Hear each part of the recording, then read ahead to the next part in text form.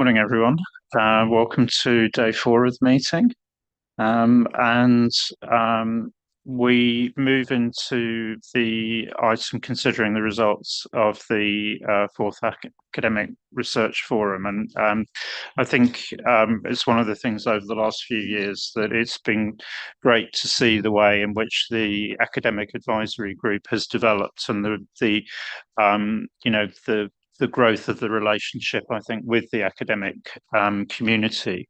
I think that's really where it's fantastic, the leadership that Andreas Bergman, my predecessor as the IPSASB chair, that Andreas has been able to help create and to lead that group.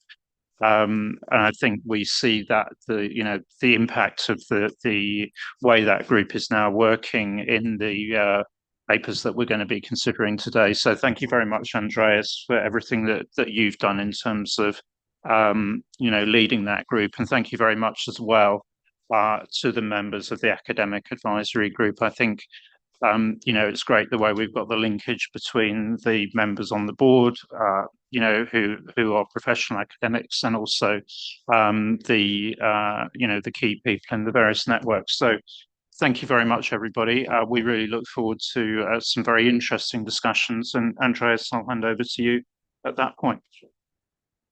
Thank you very much, Ian, and it's great to be back at the board table, almost on the very last opportunity in this building. I mean, it's the last day of the last meeting in this building, so I spent, of course, a lot of time here and have some very fond memories. So it's good to be back also from that perspective. But really, the topic is to, well, firstly report a bit back on the work of the academic advisory group, and that is actually what Dave and I will be doing before we go into the papers, which is, of course, the main part of the session, which will be presented by the authors in a nutshell. And of course, we will also have time for questions and answers from the board members. That's the main purpose of actually having that session. Just as a reminder, I mean, what is the purpose of the academic advisory group? Ian already said it. It facilitates the relationship between the board and the academic community, and tries to maximize the contribution this academic community can make to the development of IPSASB. Now, of course, they are not working on such a tight schedule like the IPSASB, with a sort of working on a page-by-page review at its extreme. And of course, you cannot ask academics to provide the feedback on paragraph 15, whether this is sort of appropriately worded or not, but it's more general topics. So actually, that's why we always do a call for papers and identify areas. Last year, 3 of them, which are relevant for the future work of IPSASB. Not of course for each technical detail of the work, but in general. So last time the call was on practical IPSASB implementation challenges, which could feedback to IPSAS 33, of course, but we know that the project is advancing as well, so it's a loose relationship, to say so. Sustainability, not surprisingly, was also on the list, of course, and adoption and implementation of IPSAS 31, so intangible assets, was also one of the topics identified. We have then received, that was in September, October last year, over 30 abstracts. So the academic community is actually responding favorably. So this is a very good response, I would say, to have 30 abstracts, of which we selected 6. For 2 of them, it came a bit of a surprise to be selected, and they withdrew immediately after being selected. Because that meant they would have to do some work and follow our timeline as well. But 4 actually developed the project. Actually, one of those 2 not developing, actually in the meantime has told us that he's now working on it. So that's how academics work. So no comment necessary on that one. Just to recall also the membership of the academic advisory group, it's sort of a combination of the 2 main academic networks in public sector accounting, plus the current or previous board members with a academic background. So that's sort of the recipe. So you can see obviously a number of people around the table. So these are your colleagues who have an academic role, like Scott, like Patricia, obviously, like Mari, like Andrew. We have also Francesco, who is no longer a board member, but was a board member and also has an academic role, and the same applies for myself. And we do have two people who you probably don't know, or you might not know that closely. Susanna George from the University of Coimbra. She's representing the CIGAR network. That's not about smoking. That's about the Comparative International Government Accounting Research Group.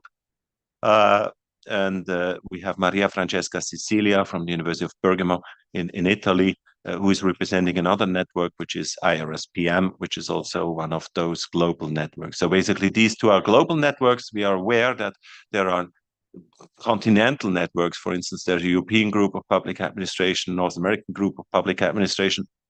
We intentionally did not invite those because they only represent a part of the geographical area. So these two are the global networks.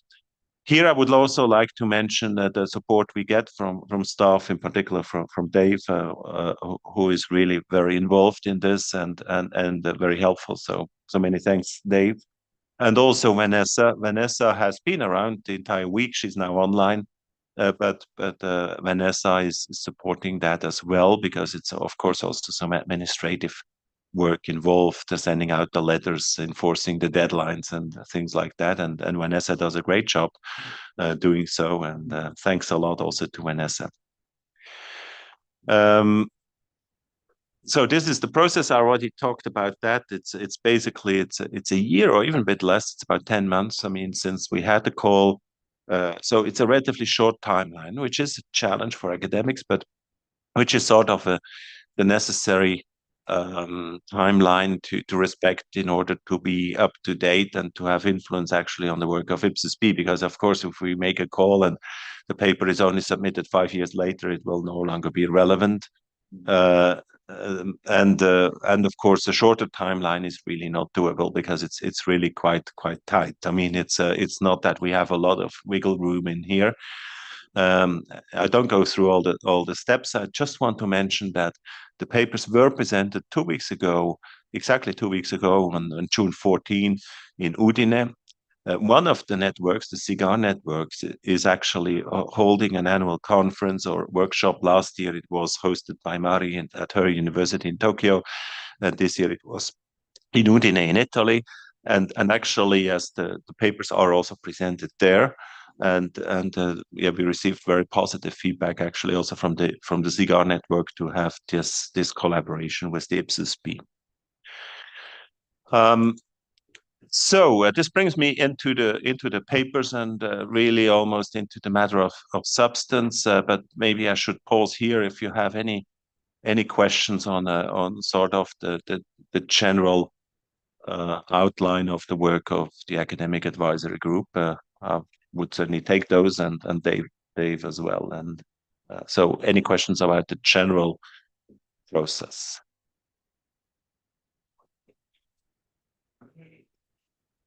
Yeah, Claudia. Thank you, Andreas, for the explanation how it works.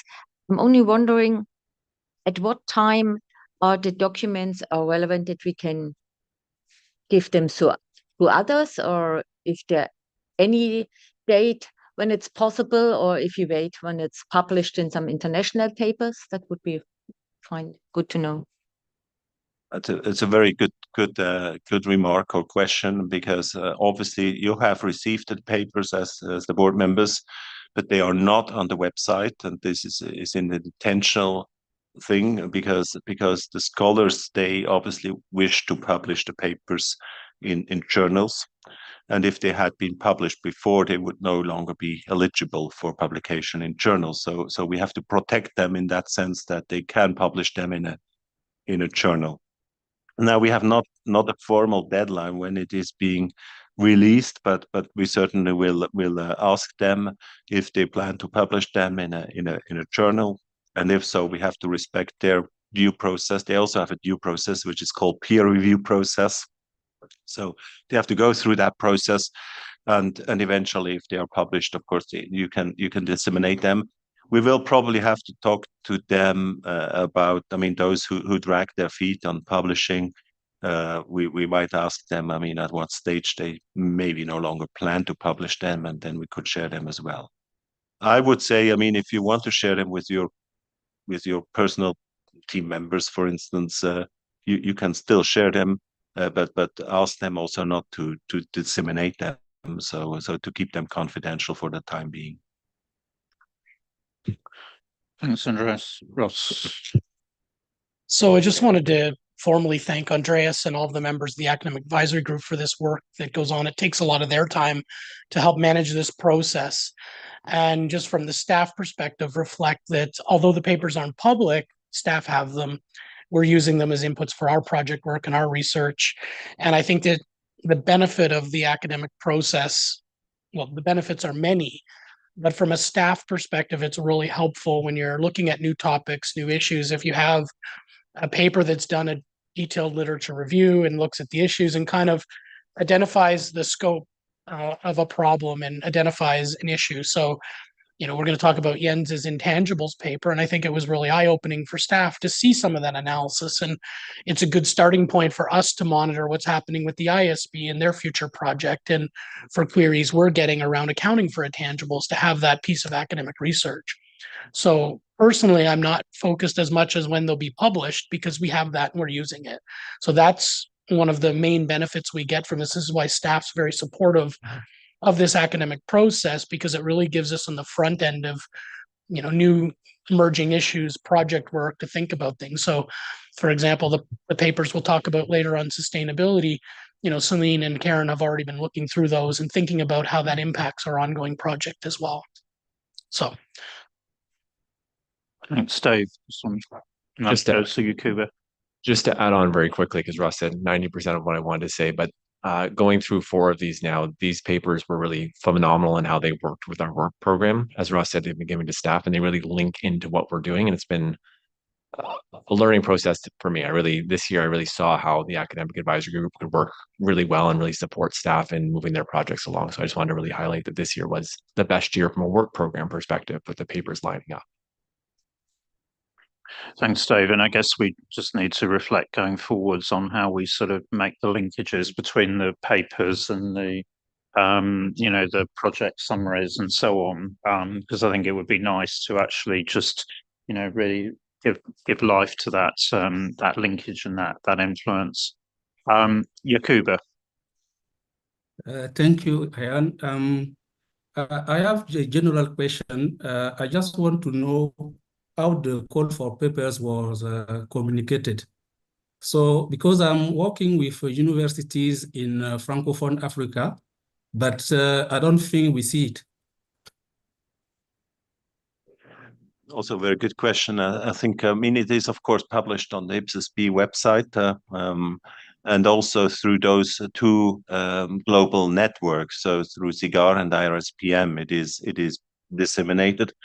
But of course, Jacobi, if you have your own networks, you're certainly welcome, if we go forward for the next calls, to send them out. And perhaps what we could do, looking at Dave, we could probably send them out to the members and TAs and invite them to forward the calls to their national or regional networks if they want. Mm-hmm.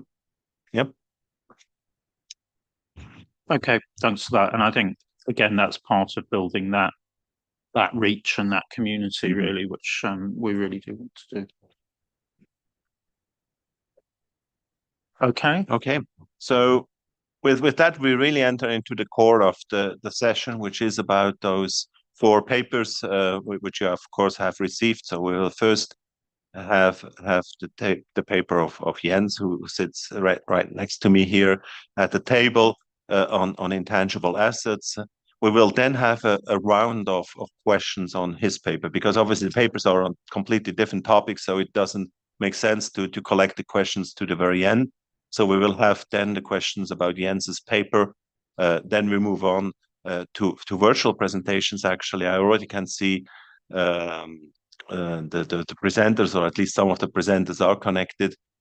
So we will have the presentation on the next 3 papers online, and we will have the questions also at the end of the presentation of each paper. And so like this, we will come to the end of the session, and we will have some final remarks from Ian. Okay, without further ado, I would like to hand over to Jens, who is present in the room, and ask him to give a brief presentation, like 5 to 7 minutes, on his paper. Yeah, thanks. Thanks, Andreas. Good morning, everybody. Jens Heiling, it's my name. I'm from Germany. I'm actually really glad to be back at Toronto at the IPSASB.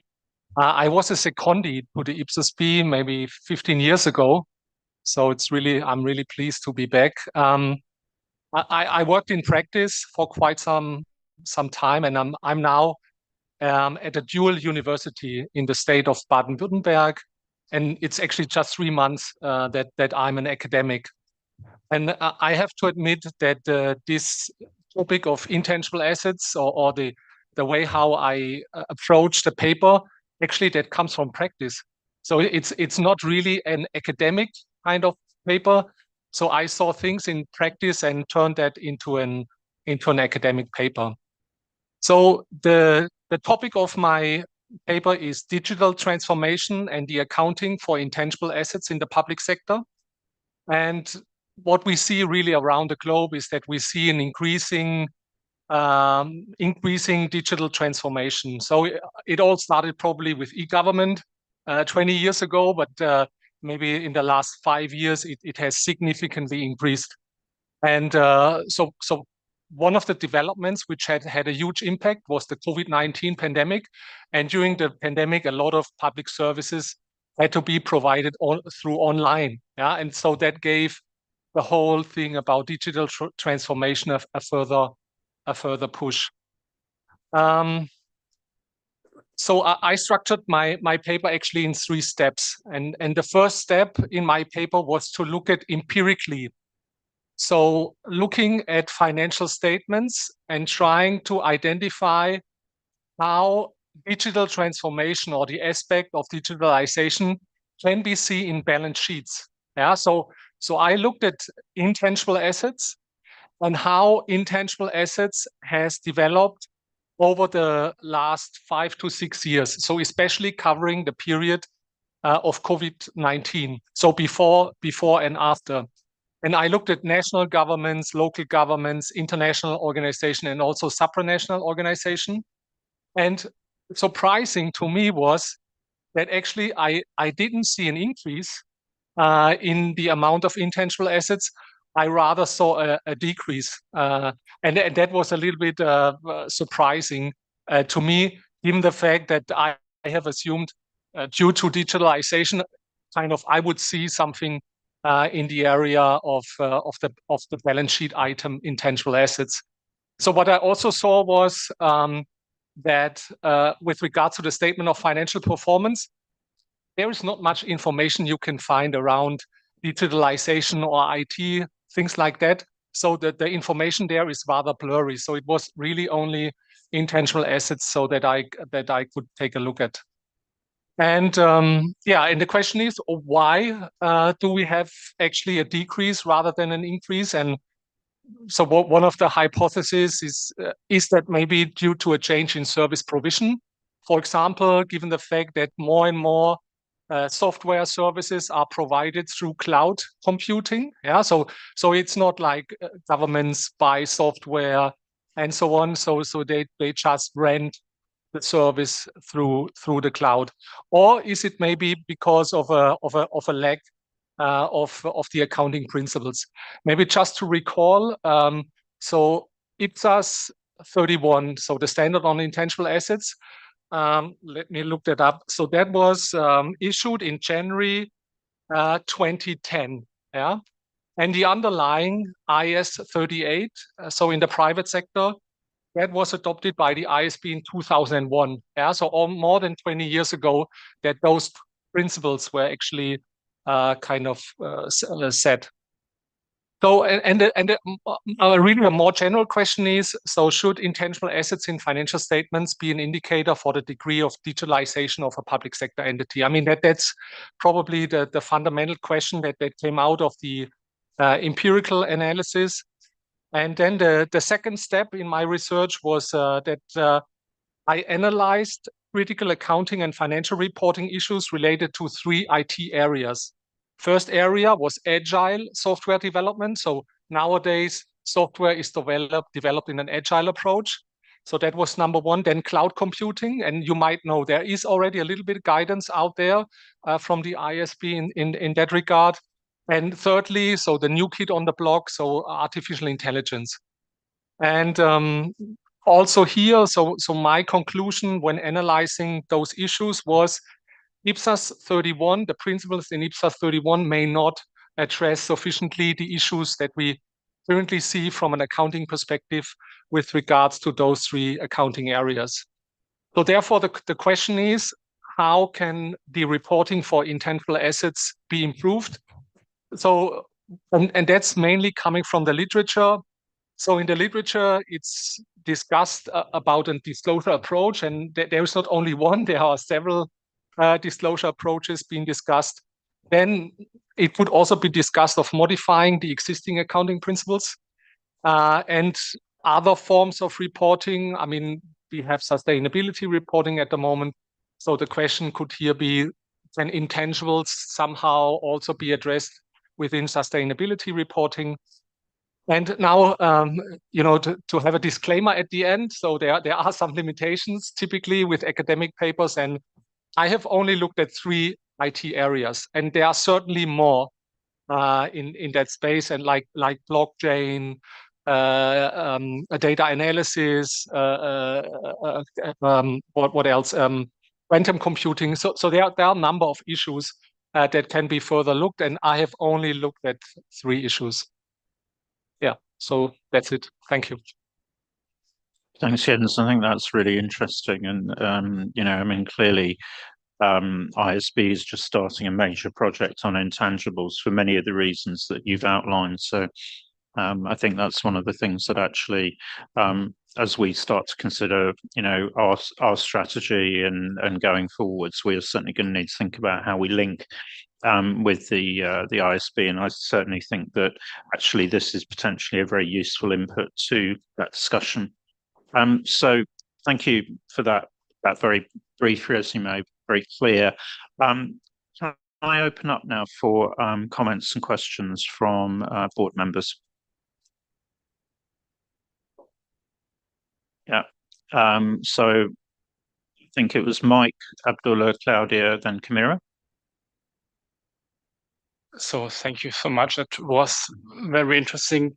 2 observations. For me, it was interesting because I have thought that in the private sector, which would have developed much more, because I think the topic I mentioned, they're quite common also for the private sector. So that brought to me the question, what is different between private and public sector? And the other thing that would be a little bit more like, recommendation to go forward for you with researching on that field. Different from the private sector, I think in the public sector, depending on the jurisdiction, there are many detailed information publicly available for expenditures or for the, let's say, cash flows within the budget statements. And so my recommendation would be to look in those budgets statement a little bit more into detail to come along what's really the key for the public sector and which might be the key difference private compared to the public sector. Thank you. Thanks, Mike. I think what I'll do is I'll just take the round of comments and then go back to you, Jens, if that's okay. Yeah. So Abdullah, next. Thank you, Chair, and thank you, Jens. It was an excellent paper, especially if, looking at it from a perspective from application, because I was running at some of these issues when I was trying to show our consolidated financial statement or aggregated financial statements. And one of the areas here, I read something about intangible assets would be more in the public sector more than the private sector, and I agree with that. The issue in there would be from a recognition point of view sometimes that I would think of. And some of the issues that we run through, that some of the intangible assets would be shared between private and public sector, especially what happened in COVID in the regional countries that from my region. What they do is they get the private sector to operate or build these applications, but it is shared ownership between private and public sector, and they work on it on a shared profit mechanism. Then there will be a point of the ownership and recognition, and that was one of the issues that we encountered. The second was definitely with the agile approach, how you identify the agile approach, how you identify the capitalization, what items that you need to capitalize, what items that you will expense, and then you have these hardwares along with the softwares, which one you delineate between the two. But definitely, this is one of the areas I was really glad to see this as one of the papers coming out of the research group, because those would be some of the issues I even encountered when I was visiting neighboring countries. One of the main issues they were asking me, how do you recognize the intangible assets? It started with digitization, then it was dragged into the corridors, and the spectrum, how do you include those in the financial statements? But I think this is a good starting point, not just a starting point, it's something to build on. The last thing that I would just recall from the session we had with the IMF in March 23, that when they were saying the economical balance sheet, they thought 38% of the assets were coming from intangible assets. So that would be one of the things that we look at. Thank you. Thanks, Abdullah. To you, Claudia. Thank you. Thank you, Jens, for the paper and all the insights and research you have done. I will add what Abdullah already mentioned. I can share my experience. It's exactly the same. There are a lack of guidance in the whole new developed intangible environment. There are some views. ISB has some views. There are some views from the auditors, but it's very challenging for preparers to get some principle sharing to your colleagues how we deal it actually. And a lot of things was already mentioned. I will add one: defining the useful life. It's another challenge, especially in the agile development. It's nearly impossible, and not only in the theoretically. We only have to think we have then to give it to an SAP system or whatever to operationalize them. And that's a few of challenge we really see. And to respond to Mike, what it's different to the private sector, we have some software which is unique to the public sector. I think about all these taxation systems what we have. And there we even have a response so far, what I can capitalize and what not. What it's maintenance, what it's development. We make a lot of estimate judgment. We can handle this, but if there would be more guidance, at least in a standard, would it's more nearer to the reality of what's really support us. So hopefully the ISB will start and deliver something, and then we can add on then for the public sector. Thanks, Claudia. And probably an interesting interaction there with the debate that we're having about the potential application of COV to the public sector. So it'd be interesting to see what we get back on that one. So take Camira, then Jens, I'll go back to you just if there's anything you want to add, and then I'll take the other comments. So Camira. Thanks, Chair, and thanks, Jens, for this insightful paper. So I was just trying to think about what could be the reasons for these results. And one idea that came to my mind is that in the public sector, what is usual also to see is that there is maybe one public sector entity that is the one doing the investment. Let's say Ministry of Finance is the one buying the ERP system, and then all other public sector entities are allowed to use it for free. So if you look into the individual entities, you might not find that investment, or if you look in the Ministry of Finance, yes, and the same for entities like Authority of Innovation or things like that. So maybe that could be helpful to look at. And also, at least in Latin America, there is a lot of investment driven by the multilateral organizations on digital transformation. And this is information that is public, so you could identify which countries have already like a important project on digital transformation, and then look into their financial statements and then identify, okay, we have evidence that there was a big investment on digital transformation. Where is it in the balance sheet now? So it's a way we could look forward on that, but really good paper. Thanks. Thanks, Camilla. Jens, any comments you want to make? Yes. So first of all, many thanks to the useful comments. I would also like to say thanks to the members of the academic advisory group who already provided comments to the first draft of the paper. So this is what you read. That's actually the second version of the paper. Yeah, thanks to Mike's, to your comment, and I think Camila goes a little bit in the same direction, so that I look into, budget statements, for example, so that I can better relate, okay, what is actually spent and how does that relate to what I find in the balance sheet. I think that's really something that's probably the second step in the research process, but that's certainly something I could make use of.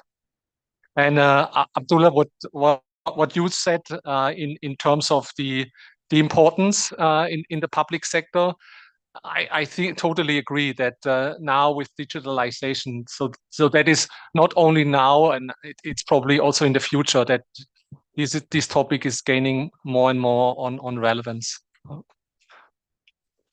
Okay, so I've got Liang, Andrew, Renee, Ross, Jonah.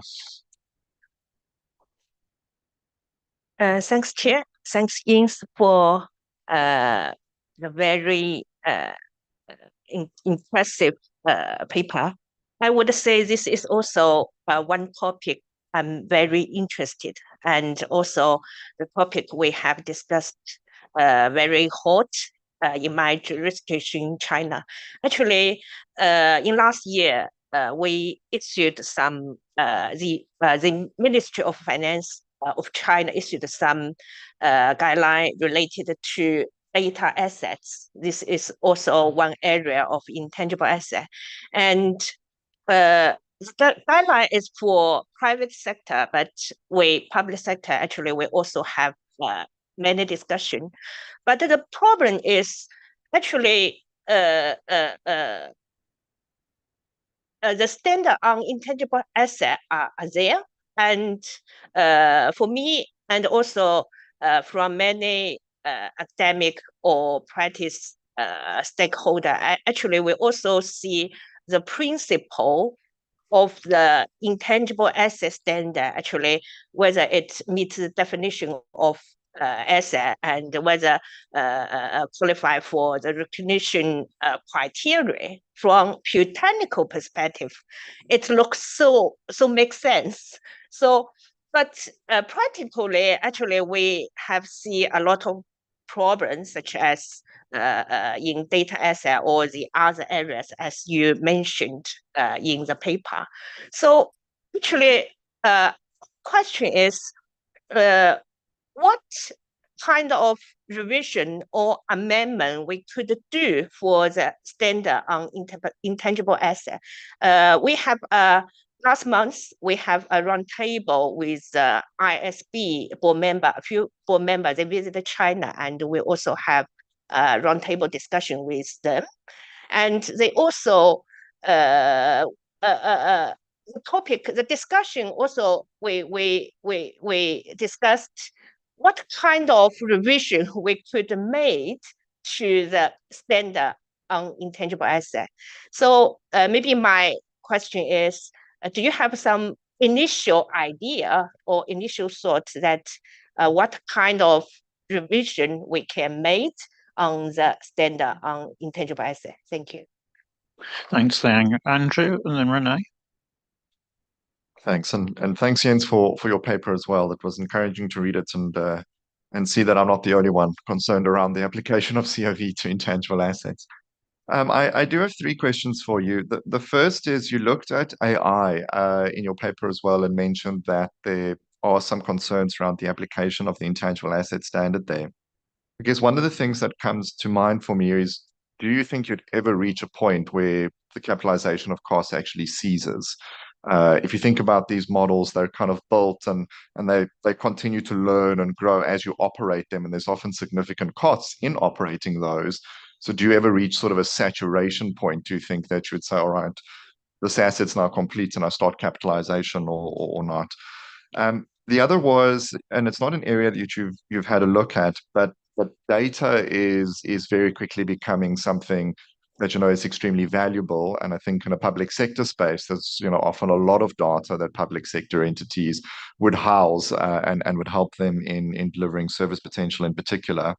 I wondered if you had any initial thoughts around whether you thought IPSAS 31, as it stands today, would be suitable to deal with data, or if there were sort of vast revisions needed to that.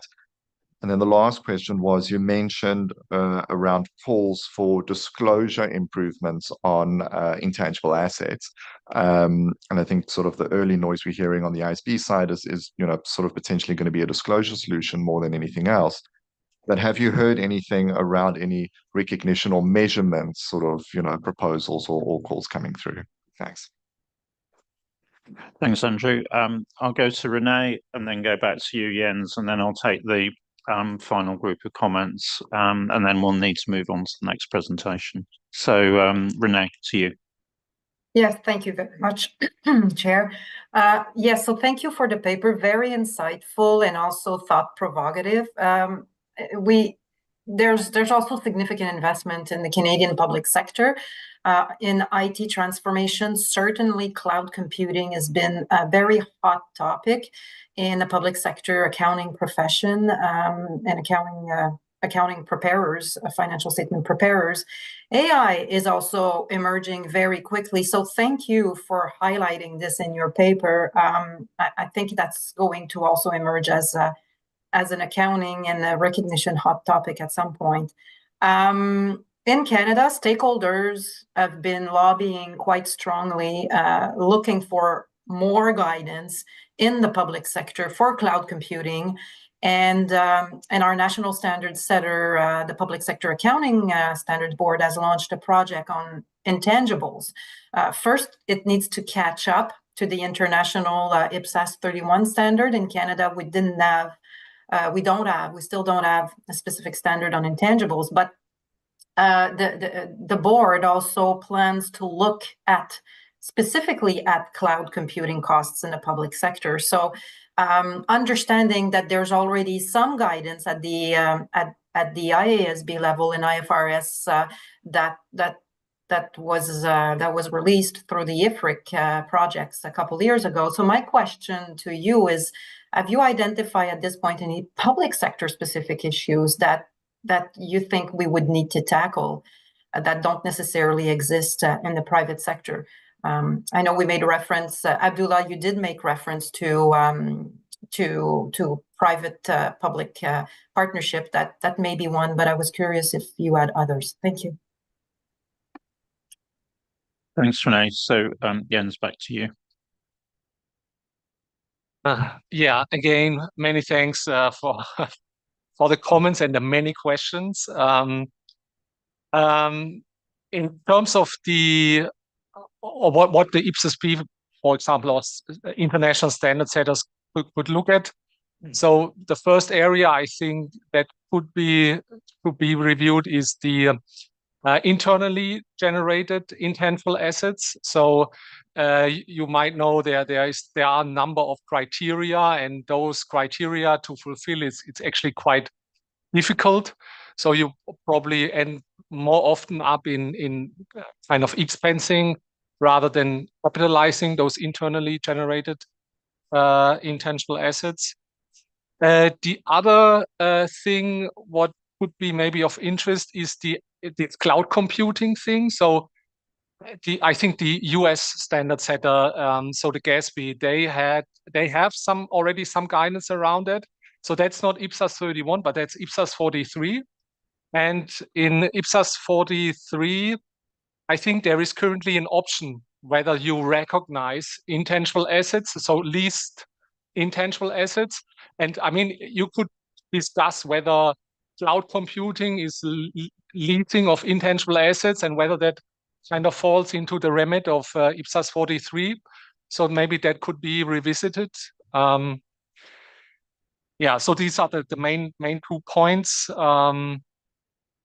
And yeah, so public, René, your last point with regards to public sector specific issues, the only thing which immediately comes into my mind is open data. So that's a specific public sector, so that government data is made open to the public, and that's something unique for the public sector, and that would probably be considered as a public sector specific issue. Yeah, so that's for the moment. Yeah, thank you.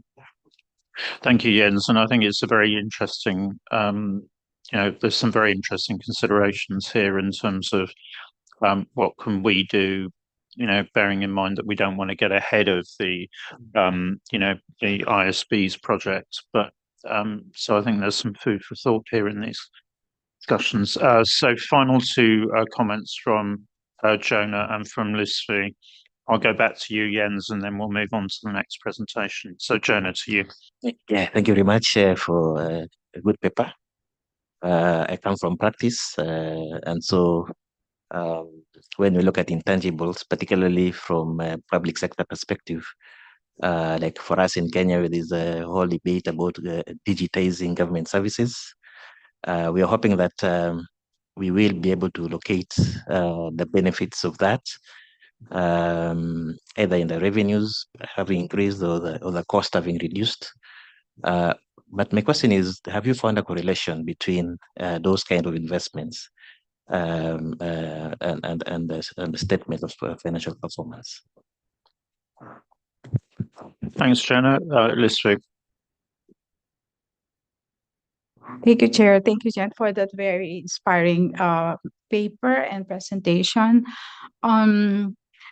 Actually, this is also a revealing. There's so many revelations that would be that would inspire the board to look at IPSAS 31. And in your result, you said that there was a negligible increase in the assets in the statement of financial positions. But I think because of you mentioned that the agile development, for instance, if a jurisdiction would acquire an accounting system through off the shelf,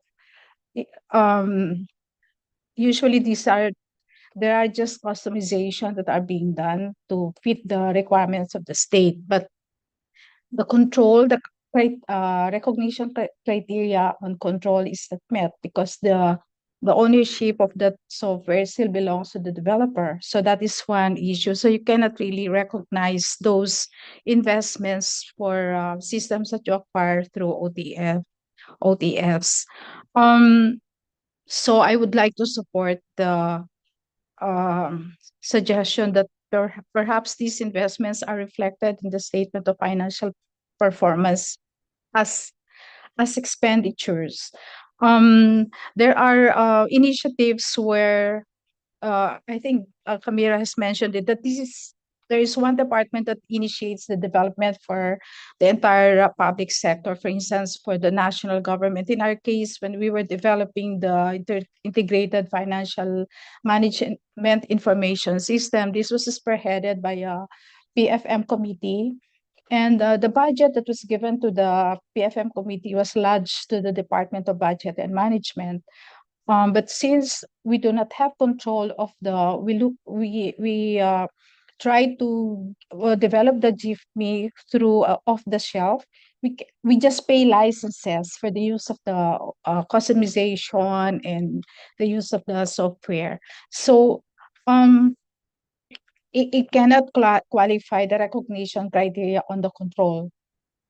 So it cannot be an asset. So it may be an expense. The other problem is on the attribution of the expenses of the different government entities that are involved in the development. So this can be in the form of personnel, services, but the attribution so that you can consider them or recognize them as expense for IT expenses is also challenging. So perhaps this is one also, this can be also another area where we can look at it on how attributions of expenses of other government entities that are involved in the digitization could be recognized in the books of accounts. Thank you. Thanks, Lucy. Jens, final comments. Yes, so thanks also to you both for the comments. I mean, when I was looking at it, so I found that the information provided in the statement of financial performance is rather weak. So it's mixed up with other areas of expenditure. So I could not kind of really identify. So therefore, Mike, it's your suggestion to maybe look into the budget execution statements to see more clearly what was actually spent in that area. And Jonah, with regards to your point, this is exactly the problem that I had, that I could not relate expenditures to statement of financial position. So that is clearly, how I can say, a problem of the paper. Yeah. Okay, so thanks, Jens. I think that just shows, you know, what a rich area this is, and certainly, you know, we do have a pre-commitment that we would look at a limited scope update in terms of IPSAS 31.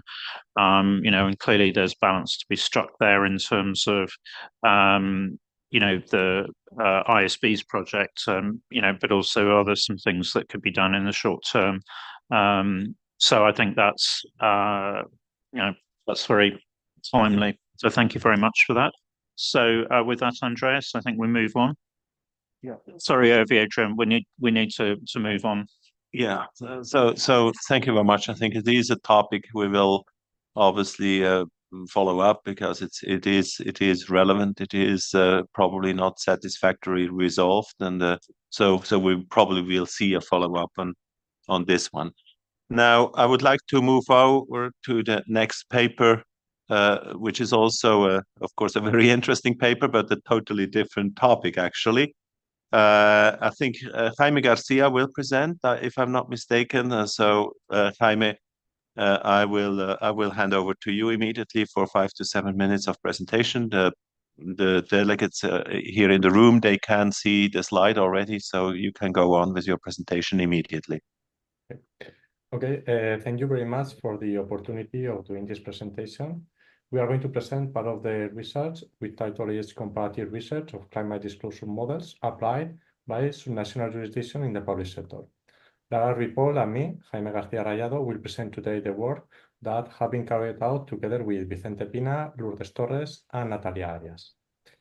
The purpose of this research was to analyze the applicability to local governments, the climate change disclosure requirements developed by the ISB, IPSASB, and GRI models. We have structured out our research in 7 research questions. Today, we are going to focus on the results obtained in the first 4 questions. In the first research question, we evaluate what local governments are reporting on climate change. We found that most of the reports of these cities are Sustainable Development Goals voluntary reports. However, more than half of the cities do not disclose any report or metrics on climate change. Regarding the metrics, they usually refer to the city as a whole, more than to the local government activities or the chain value. The next 4 research questions are related with the ISB, IPSASB, and GRI indicators. In the second one, we evaluate if the indicators proposed can measure the impact or responsibility of local government activities. Then we analyze what are the ESB, IFA, and GRI metrics more repeated across activities or service delivery by local governments, and if they could be considered as the minimum information to be presented. To respond these questions, we analyze and compare the metrics proposed in the IPSASB and the ISRS proposals, and we also carried out some interviews to officials and experts responsible for the Sustainable Development Goals in different cities.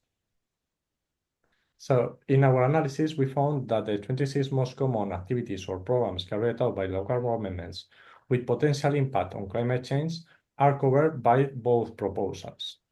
We found that 112 metrics and 41 topics of the 215 metrics and 73 topics of the IFRS2 are related to services provided by local governments. So it won't be necessary to consider the whole sample of metrics and topics. Then, from these 112 metrics, those related with energy, water, and waste management categories are presented in most local government activities. Also, fleet fuel management and greenhouse gas emissions are included in a quarter of local government activities. These topics could be considered as more transversal for the activities of local governments. Within all these metrics, we can also see that for some topics, there are some indicators that coincide or are similar in the three proposals. 12 IFRS2 metrics are in line with those of the ISRS and GRI metrics, the only difference being the degree of disaggregation. Another 14 metrics of the IFRS are in line with those proposed with ISRS and GRI. They show reasonable similarities. All of them are referring to the topics of energy, water, waste management, and greenhouse gas emissions. Then, to confirm the applicability of these proposals, we carried out these interviews. We saw 82 metrics to the interviews for their considerations. From the interviews, we obtained that the local government experts consider up to 60 metrics as already available, or if they were not available, to be useful or very useful for them and for the users of the information. These 60 metrics do therefore provide a meeting point for the transposition of the proposals from the business sector to the local governments. Our results indicate that 79% of the largely common metrics proposed by the proposals are useful or available in the local government context. Most of them, 20 out of the 26 metrics, are related to greenhouse gas emissions and energy, water, and waste management, again. And since they all provide similar services, all the local governments, the development of industry sector metrics for climate change maybe is not relevant in the case of the local governments.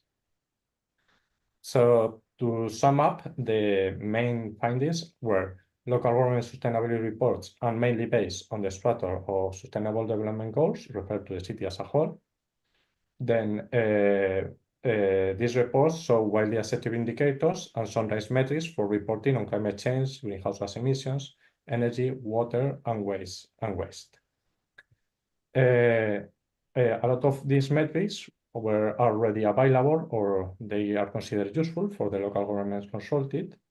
And there are 26 metrics in which both proposals coincide or are similar, and 22 of them are already used or considered useful. So we are seeing a consensus over the topics energy, water, and waste management and greenhouse gas emissions as the core of the climate change reporting. So we think from the perspective of this research, we think that these proposals can provide a solid basis for the implementing climate change metrics in local governments. So that's all. Thank you very much. And now I am ready to any questions that you may have. Thank you, Jaime, for this brief presentation. It's actually a very large paper, and I think you provided an excellent summary of that very large paper because it covers, well, basically two.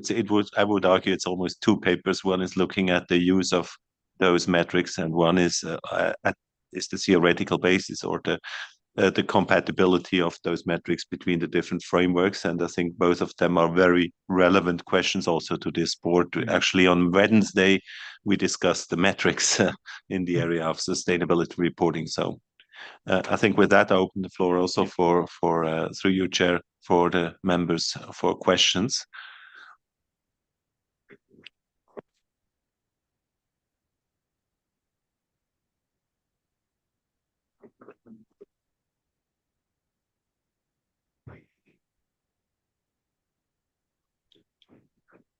Andrew first and then Abdullah.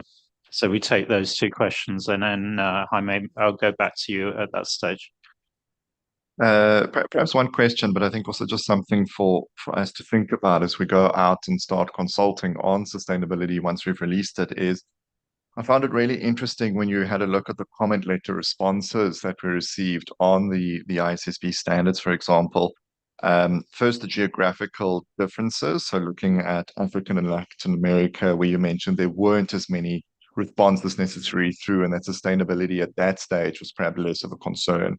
I thought that was just something interesting for us to think about in terms of the format of feedback and how we might have a look and varying in terms of how we do that. The other one was a lot of the times when it got to sort of the more detail of the standard, there was quite a high majority of people who you say here did not necessarily express a view on the metrics or the detail within the standard. There was just no view expressed. And I wondered if you had any ideas as to how we as a board potentially could circumvent that when we go out for comment on ours. Obviously, yes, the standards are perhaps a little bit more familiar to people in general, but was there anything in addition you thought that we could do that would, encourage people to actually give us more detail on those sort of topics when they do respond or not? Thanks. Thanks, Andrew. So go to Abdullah and then back to Jaime. Thank you. It was a large paper, but a very interesting read, actually, when I was looking at it. And one thing that I will comment on, but I like what Andrew just mentioned about going through the responses, then analyzing them in terms of geographical areas. But I like the area where you talked about single materiality and double materiality, because I know it's one of the issues that we discussed. I would want to hear more of your views on that. That would be great. Not necessarily that we will take any action into it, but we just want to hear more about it. Thank you. Okay, thanks, Abdullah. Jaime, any comments on what you've heard?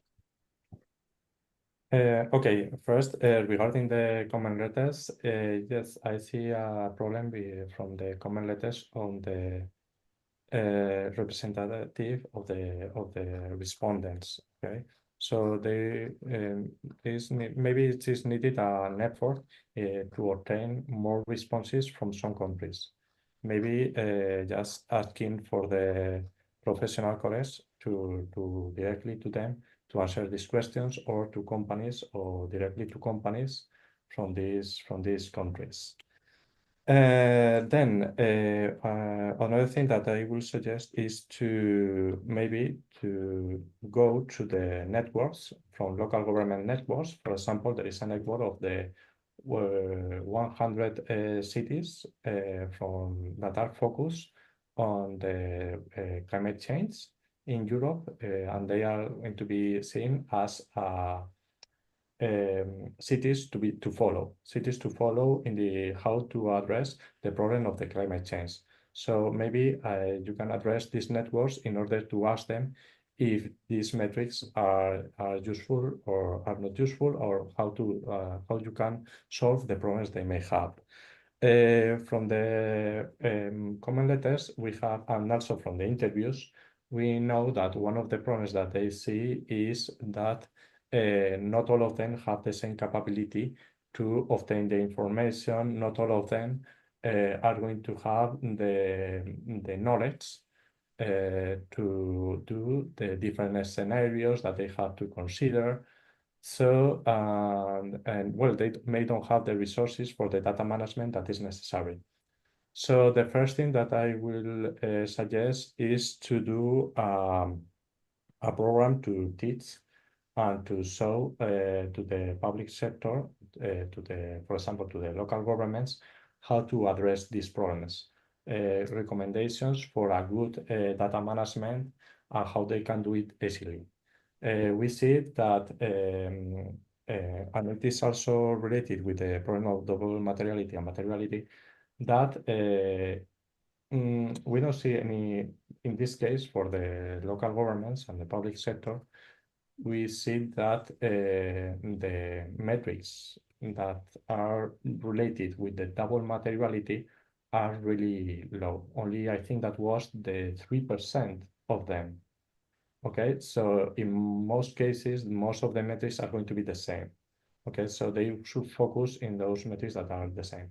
So I don't see that the double materiality and the materiality is going to be a problem, because it is only the 3% of the metrics that we have found. Okay, it's more the double materiality or materiality may be more important in other cases. What is maybe important is asking us why do we need this? Why do we need this information, or for whom, to whom? When we are talking about the private sector, we know that we have to consider the information that is going to affect directly or indirectly to the shareholders.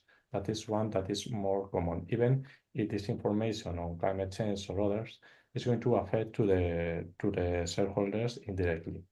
But when we talk about the public sector, we have to consider also a step in the process. We have to consider a wide variety of and high variety of stakeholders. So I think that is maybe the problem is more there than in the case of the double materiality and the materiality, in order to consider the metrics that are necessary to be presented.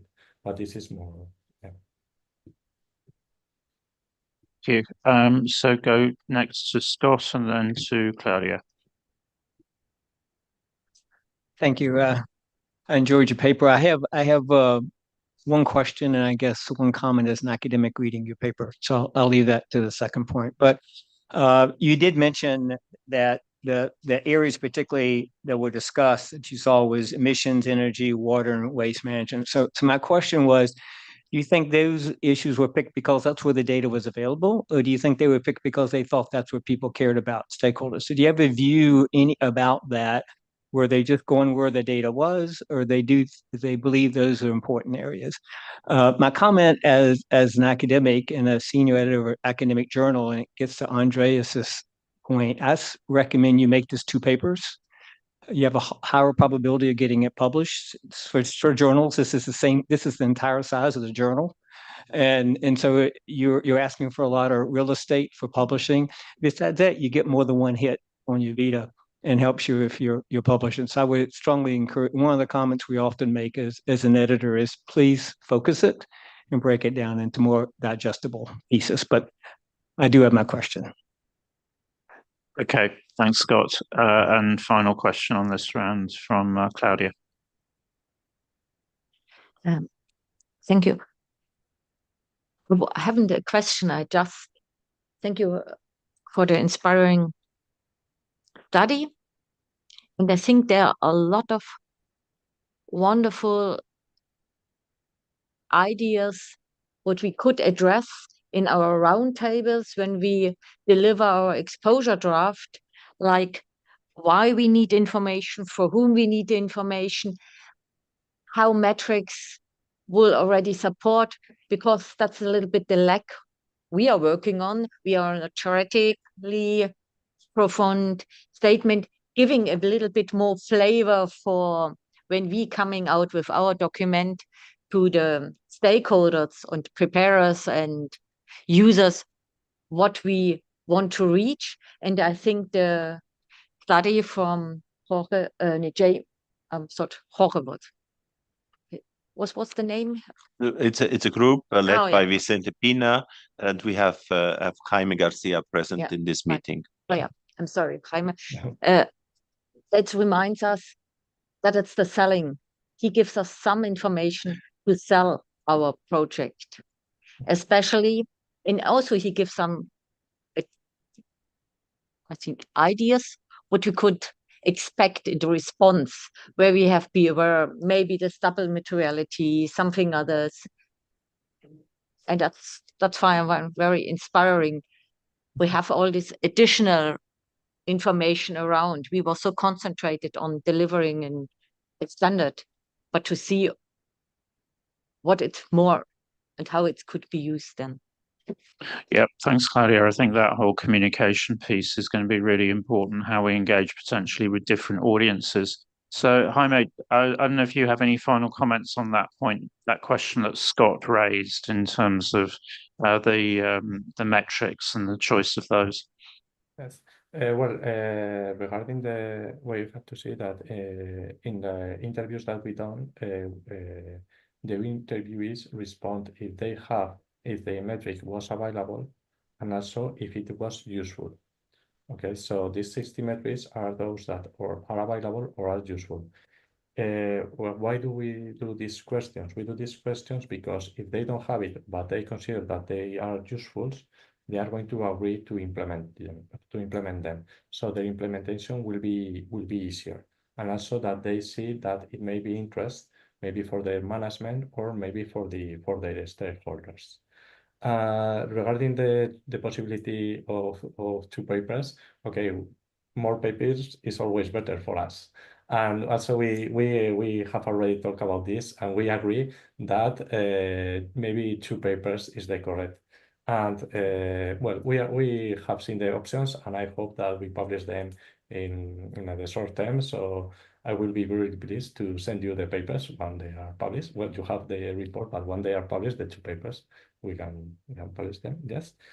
And regarding the other problem that was again the materiality or the double materiality, I think that maybe the difference, for example, in the metrics that the IPSASB include, is that they include the metrics in relation, for example, with the turnover or another financial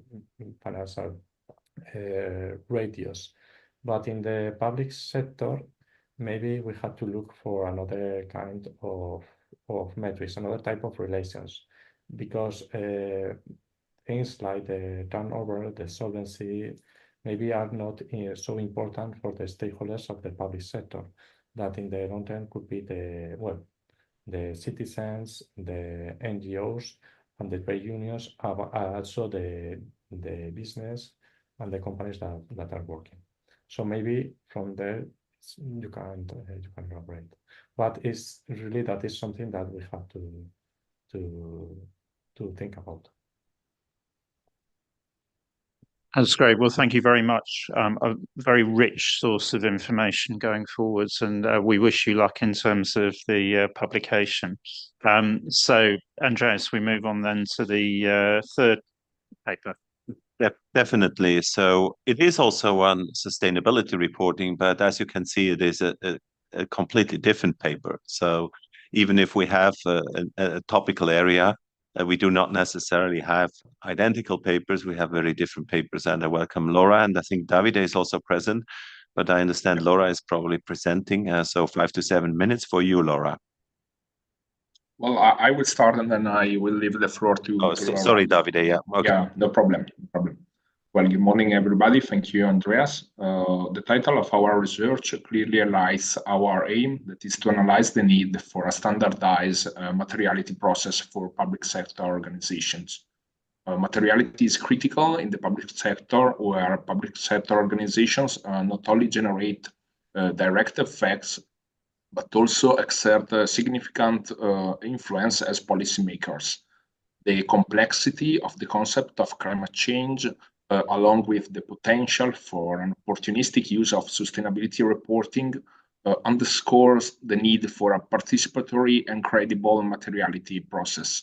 This is essential to avoid replicating the shortcomings observed in private sector sustainability reporting, where research often indicates a lack of transparency about the methods used to identify significant sustainability issues.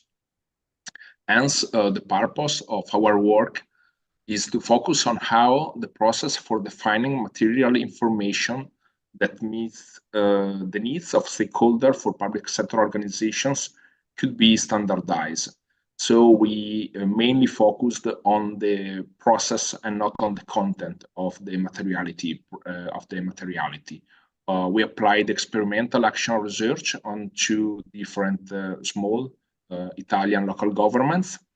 And this approach allowed us to investigate and provide actionable recommendation for implementing a standardized materiality process. And I leave the floor to Laura for the main findings and for the results. Okay, thank you, Davida. Good morning, everyone. So this is the theoretical process that we proposed based on the literature that we studied on the materiality, based on the thinking about all the double materiality EFRAG documents that we have. And so first of all, in the action research, we designed the problem, okay, try to standardize this process of materiality, linking also to the previous discussion that you had already about the materiality and that it has to be focused on the process. So we have to think about that. First of all, you must have a process that has to be multi-stakeholders, so more than one, multi-sources methodology, and then it has to be guaranteed. So we must have a sort of an independent eye on this process, an assurance on this process, I could say. First of all, here you can see the first box, we have the multi-stakeholder list. We start from previous literature discussion about who are the main stakeholders. There is a recent study from the Chartered Institute of Public Finance from the UK. So we're starting from there and we have a list. So you have the political stakeholder, the majority and the minority, of course, parts. We have the employees, we have the citizen, the civil society, we have the suppliers, and we have all the businesses, the local companies, NGOs, charities, and then the other levels of government, so regional, national, and global level. These are the stakeholders that we invited in our action research. Then we have the multi-sources. We have to think about that. We have accounting data. So we have the media's content analysis, thinking about newspapers, journals, and so on. We have the minutes city council. So we have like our discussion today. So we have the local meetings, the receiving emails from the citizens, all this stuff that is already accounted within a year. And then we can do a benchmark with the neighbors, cities, or local governments that are using the same process. And I think the more innovative part of that process is the accountable data. So we need to look at the social media, for example, official pages of our public sector organization, trying to identify if there is something that, for example, from citizens came out from the reality, from the real life of everyone looking at public organization. And then we have we did a lot of interviews with the key stakeholders that we mentioned in the first box. And you can also have different surveys or focus group with different kind of stakeholders. So you collected all this data, and then you have to identify the final list of the material topics that you would like to publish and disclose on in your sustainability reporting. To finalize that list, you must have an independent eye, or this is an optional part, but you can have, for example, we as expert in that field, as universities researcher, we did that. And we finalized this list for the 2 local governments. And then they start to collect KPIs and data on each of these material topics. We also be able to analyze the amount of time and cost of doing this process. It is around, in Italy, of course, small local governments, but it is around 4,000, 5,000 euros for doing that for 1 year with all these data. I finished. So thank you so much for this opportunity. Thank you for being here. And we would also continue this research, and we would like to focus on big cities. And now we are thinking about Milan, and also to do a cross-country analysis between, for example, Canada or other European countries, or worldwide. So we are open to connect to you and all your staff to do some research and apply this kind of standardized process to other big cities or big public sector organizations. So thank you so much. Thank you, Davide. Thank you, Laura, for the presentation. Very useful and very clear. I think through the chair, any questions or additions? Perhaps Dave, yes, you want to come in? Just wanted to follow on Laura's point that staff have already started working with Laura to expand the network so that we can make this paper more broad outside of how it is right now. And we're looking to add some more context through municipalities in Canada and other regions throughout the world. So just wanted to highlight and looking forward to working with Lauren and Davide. Okay. Questions, comments from board members?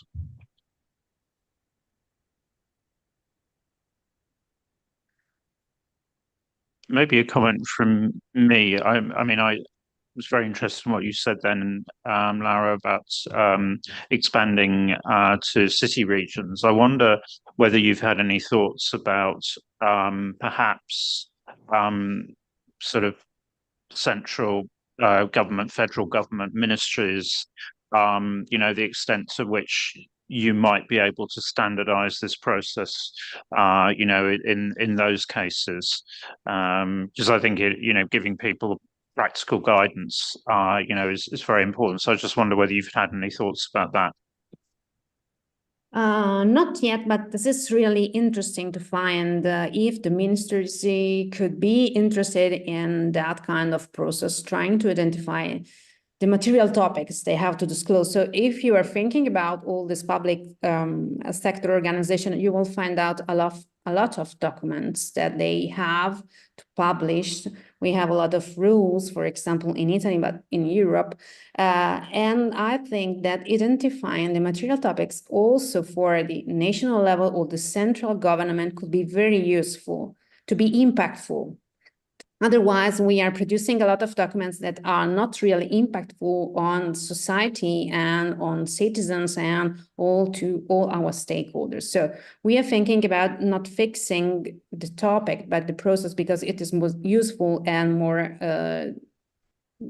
applicable to also central governments and regional governments or something else. But thank you so much. This is a good suggestion. Just to add a small remark, I mean, in general, there is more research on local governments around than on national governments. This is for a good reason, because usually you have a large number of local governments in a jurisdiction, so you can do a very good empirical work at local government level, but you only have one national government, so which is sort of not a good sample for research. So. Yeah. I mean, that's maybe something where we can think about that in terms of board members, jobs and networks.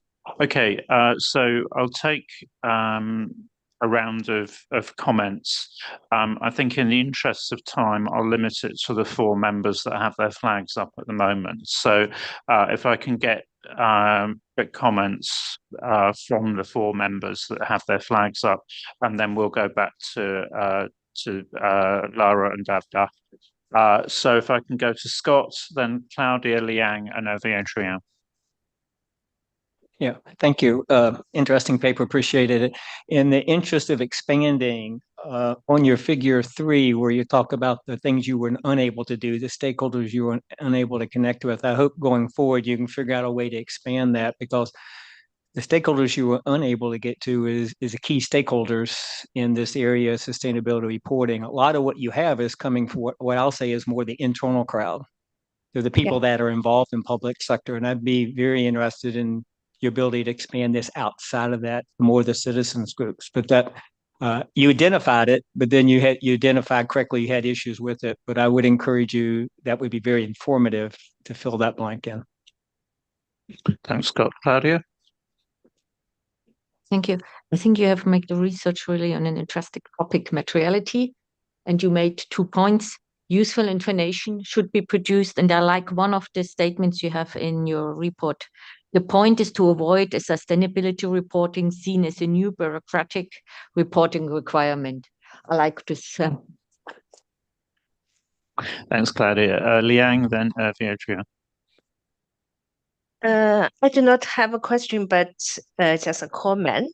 Actually, when we, as a task force member of climate-related disclosure, actually in the process, we discuss the topic and the brainstorming for the topic. Actually, materiality is one of very important topic. So I think this paper have provided many insightful information for us.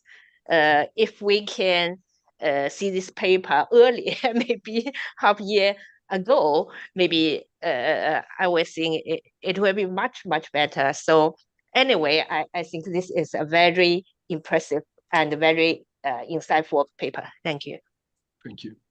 Thank you, Liang. And I certainly think that's one of the things we're going to need to think about, practical support and so on. And it may well be, if the final version of the paper is available, that actually that could be one of the resources that we make available.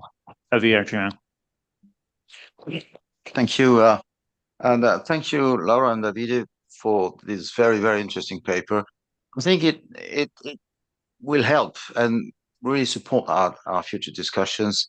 And namely, I really appreciate the reference you make to the stakeholder theory and specifically which will feed our discussion when it comes to disclosures on policy activities activities outcomes, because we have discussed the positive, the negative impacts, which one of them, and I think we could really refer to that and the way you have introduced it in your paper.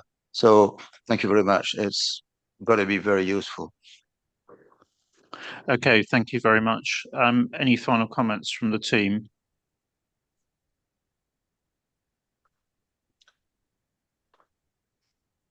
No. Okay, well, thank you very much. I think you can see the board members have really appreciated that, and certainly we would like to keep in touch with you as you finalise that paper for publication, because I think it could be a very important practical resource, as we put out our draft guidance. So thank you very much for that excellent research. Thank you very much also from my side for participating and for presenting that paper.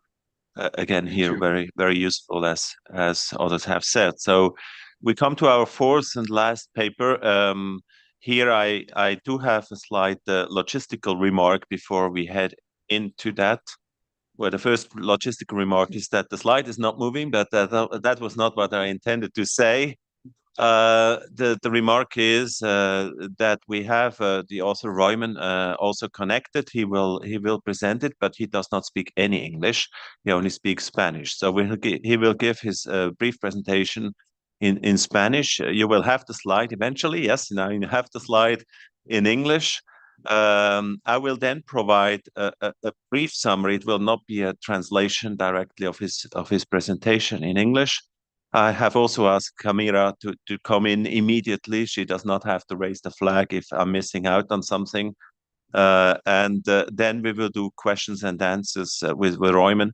And there I will do translations and also ask Camira to assist if necessary with the translation. So the rules are slightly different. So Camira has the floor all the time as well. I just announced that because of the issue. So with all that, I will actually change to Spanish. Entonces, buenos días, Royman. ¿Estás presente? Buenos días. Bueno, Royman, acabo de explicar cómo manejamos por el tema de los idiomas. Entonces, tú vas a tener ahorita 5 a 7 minutos para presentar tu investigación en español, como acordamos. Luego yo voy a presentar un breve resumen en inglés por el beneficio de los miembros. También tenemos presente a Camira Sánchez de Panamá, que me voy a apoyar en este sentido de idiomas.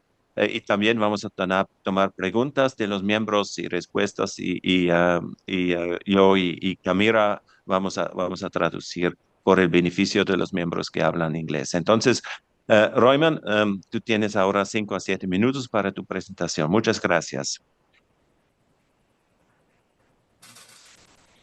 Ok.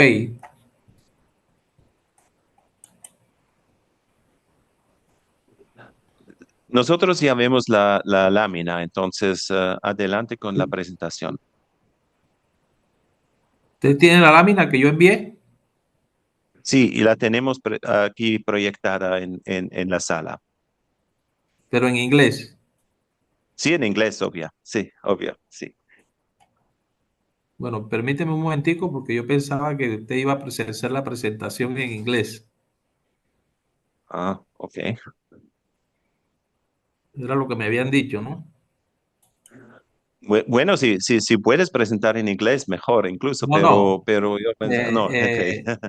Estoy diciendo que me habían dicho que usted iba a hacer la presentación de la lámina de las conclusiones en inglés. Ajá. Y yo iba a responder las preguntas o los comentarios que me Ah, hicieran. ok. Bueno, si prefieres, vamos a hacerlo así. Entonces, no te Claro. preocupes, Royman. Entonces, bueno. So Raymond explained that he would prefer that I go directly to the summary actually in English and he's only doing questions and answers thereafter. So we can do that, of course. So what Raymond analyzed is a topic related to natural resources, and we had, of course, a session yesterday on natural resources. He's looking at the Colombian public sector.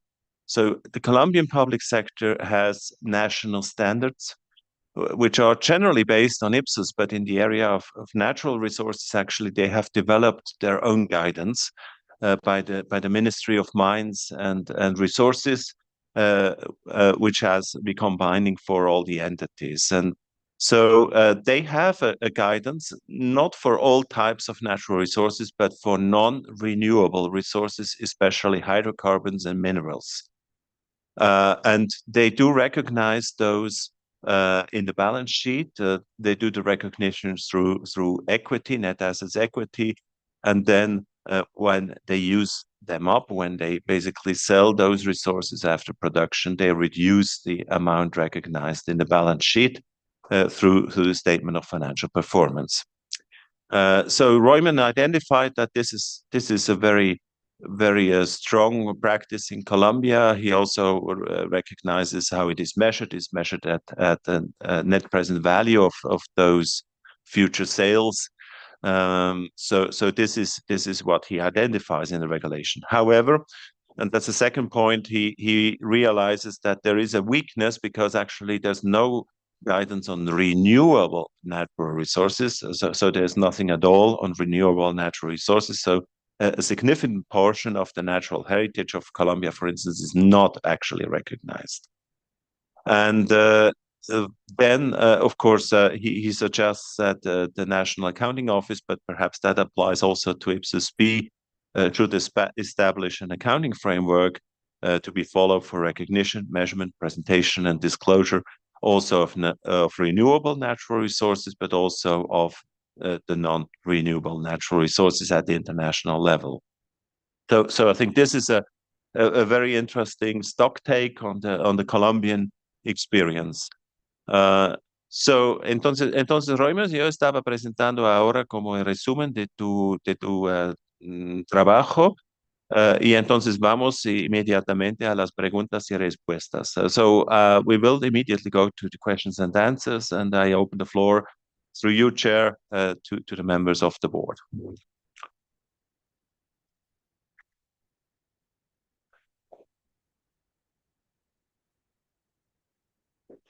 Yeah, Claudia first.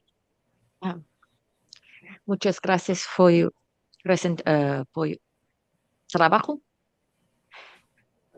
I'm wondering, if you know, we're working on natural resources, and we didn't make a split between renewable energy and resources and non-renewable resources. Do you think we should have made this split? Bueno, voy a traducir. Entonces, Claudia, que es miembro de Suiza, pregunta si recomiendas, Royman, bajo tu experiencia, hacer una distinción en la norma entre recursos renovables y recursos no renovables, porque el Consejo, ni que se ve el Ipsos Board en este momento no hace esta distinción. Entonces, pregunta muy clara, ¿tú recomiendas hacer una distinción, una separación de recursos renovables y no renovables? Buenos días. Pues sí recomiendo que se haga esa distinción entre recursos naturales renovables y no renovables porque en la mayoría de las jurisdicciones a nivel mundial, pues los datos financieros, los reportes no están presentando el patrimonio natural que hace parte de la riqueza de una jurisdicción o de un estado. Entonces es muy importante que exista una normativa al respecto. Okay. So Roman, yes, recommends to make this distinction, especially not to miss out on the renewable resources, which make up a large portion of the natural heritage of a country.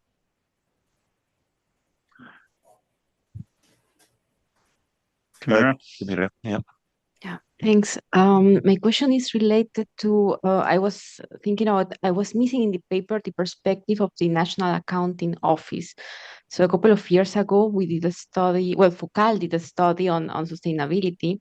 And Colombia, or the National Accounting Office, said that, well, they had the experience in renewable and non-renewable. So their aim at the beginning was to have the renewable as well, but there had some issues because they did not have like a process on impairment, and there were accumulated. So there was some technical issues. So I think it would be good to also get to know more about the perspective of the National Accounting Office. And I can I can say the direct translation. So, muchas gracias por la presentación. Tenía una pregunta más que todo por la perspectiva de la Contaduría General de la Nación. Ve que hizo unas entrevistas, pero por parte de la Contaduría, sé que hace un par de años se hizo un estudio por parte del Foro de Contadurías Gubernamentales de Latinoamérica, y en Colombia se mencionó que el objetivo al inicio era tener ambos, los recursos renovables y los no renovables. Entonces, pero que tuvieron problemas al inicio con los renovables, y por eso se tomó la decisión de eliminarlos de los estados financieros. No sé si nos podría dar un poco más de su perspectiva sobre este tema. Gracias. Sí, precisamente por allá en el año 1998, la Contaduría General de la Nación adicionó al plan de cuenta el grupo 18 para reflejar allí la contabilización de los recursos naturales renovables. Pero después se dio cuenta que por el principio de costo-beneficio, que es el argumento que ha venido sosteniendo, eliminó la contabilización de los recursos naturales renovables. De tal manera que ahorita el Ministerio de Minas y Energía, a partir del marco contable que ha emitido la Contaduría General de la Nación, solamente refleja en los estados financieros los recursos naturales no renovables, enfocados en hidrocarburos y minerales. So I translate the response from Royman. Royman says that indeed, yes, at the beginning they were thinking of accounting for renewable and non-renewable financial natural resources. Excuse me. Actually, they even created a group of accounts in the chart of accounts, which would be for renewable natural resources. But later on, they eliminated that group again due to cost-benefit reasons, unfortunately. So actually, yes, he confirms what Camila said, that there was a plan to account for that, but for cost-benefit reasons, they dropped the idea. Adicionalmente, podemos agregar que lo que tiene Colombia hoy es un avance muy importante para las demás jurisdicciones, que precisamente el INSAS podía replicar ese avance para las demás jurisdicciones, pero en cuanto a recursos naturales no renovables. So Royman, in addition, says that that of course Colombia has is advanced in comparison to other jurisdictions in terms of non-renewable resources, and this could be for the benefit of IPSASB to share or to use this experience gained in Colombia. So I think we have a last question from Yakuba. Yakuba. Yakuba? Yes, thank you for your papers that I found insightful. I'm seeing there a lot of similarities in the law with what we have on the ground in Africa as well. So I do think that the calculation, the approach, and recognition method used can be helpful and provide room for enhancement in RPGs in Africa. So I do think that can help a lot, not only on sustainability, but also on some other IPSAS as well. But I do have a question. It is related to argument reported in the report related to the cost benefits restriction and the criterion for resource control that you reported. So it seems that those two things can impair recognition of the natural resources in the balance sheet. So can we have more detail on this thinking? Bueno, primero una observación por parte de Yakuba, que es el miembro de Burkina Faso en África, entonces le parece muy útil la experiencia colombiana y también se puede utilizar en los países de su continente, en África. Luego tiene una pregunta frente al tema de restricciones de recursos que pueden impedir el reconocimiento, si entiendo bien, y estoy mirando a Camila, si me puede apoyar con la traducción de la segunda parte de la pregunta, Camila. Sí, claro, aquí tomé nota que estaba hablando más que todo sobre el control de los recursos, o sea, quién tiene el control de los recursos para el reconocimiento y también el tema del costo-beneficio, o sea, cuál es su pensamiento sobre este tema y cómo puede afectar el reconocimiento en los estados financieros de los recursos naturales. Bueno, Royman. Precisamente en el marco conceptual del IPSAS están las reglas y los criterios para que las jurisdicciones emitan a partir de allí o adopten los conceptos o las reglas establecidas allí en el marco conceptual, y de ahí Colombia derivó esa normatividad contable que rige hoy para los recursos naturales no renovables. Y el concepto de activo, si hablamos del concepto de control, pues si el Estado tiene el control, recibe los beneficios económicos sobre esos bienes, sobre ese patrimonio, lógicamente que eso hace parte de la riqueza del país, de la riqueza de la nación, porque los beneficios económicos los está obteniendo el país, el Estado, y precisamente las reservas de hidrocarburos, de minerales, que son los que ahorita está contabilizando, reconociendo y midiendo el Ministerio de Minas, es porque el Estado tiene el control de esos recursos.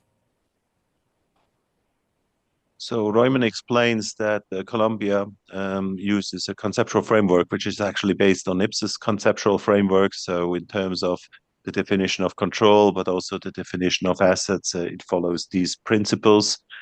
And in fact, the recognition of non-renewable resources, which he presents in his paper, is based on that because the government, the nation, controls actually those resources. So therefore, they are recognized. So it is following actually the conceptual underpinning of the nation in this case, which is identical to the one internationally.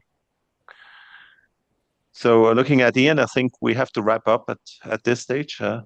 Yeah, I think thank you very much for that, Royman. And I think we certainly will want to understand more on the context in Colombia, given the strong emphasis there has been there in terms of actually understanding and measuring and reporting. In this area, I think that could be tremendously valuable in terms of how would that fit with our draft guidance. So I think we will need to follow up on that. Entonces voy a traducir las observaciones finales por parte del presidente Ian Carruthers. Entonces Ian Carruthers menciona que es tremendamente útil la experiencia en Colombia que presentaste en tu artículo y por lo tanto piensa que deberían hacer seguimiento con la Contaduría General de la Nación también sobre este tema y sobre las experiencias en dicho país. Entonces, muchas gracias por parte también del presidente del Consejo. Muchas gracias a todos y todas y a Lisa por esta oportunidad. Muchas gracias. Okay, so I think thank you very much to all of the academics who've provided us some very rich material. And I think there's no doubt that having listened to the short presentations today and also had the opportunity to debate and ask questions, I think the real value of this program of work really comes through, and the relevance to our current work program and our work over the next few years comes through strongly. Andreas and I were talking in terms of, I think, we're understanding that there is an appetite, to perhaps increase the frequency of the program going forwards. And certainly my own personal view on that would be that, as demonstrated here, that could be tremendously valuable. So I think if the board is content, we'll certainly sort of explore that further, because this is a very valuable source of, accredited information about what's going on the ground. So, Andreas, perhaps to you for any final reflections. Yes, I think it is definitely also from the academic perspective, it is a very valuable collaboration. We also had very strongly positive remarks from the CIGAR network at the conference in Unida from the president Giuseppe Grossi, whom many of you know, but also from the incoming president Sandra Cohen. So yes, they are very, for them it's a very important part actually of the network, and so they would be eager to have a more frequent interaction on that basis. And I think we left it there, that we subject to your input, but we will discuss the opportunities and see to how we can follow up on a more frequent basis. Thank you. Excellent. Thank you very much. And thank you again, Andreas and the members of the Academic Advisory Group. I think that's, it's working extremely well, very valuable. So with that, we break for coffee now for 20 minutes. So if we can come back here at 11 o'clock Toronto time, and then we will move into updates on various of the pieces of additional work that we requested, and indeed moving to a vote on leases. So thank you very much.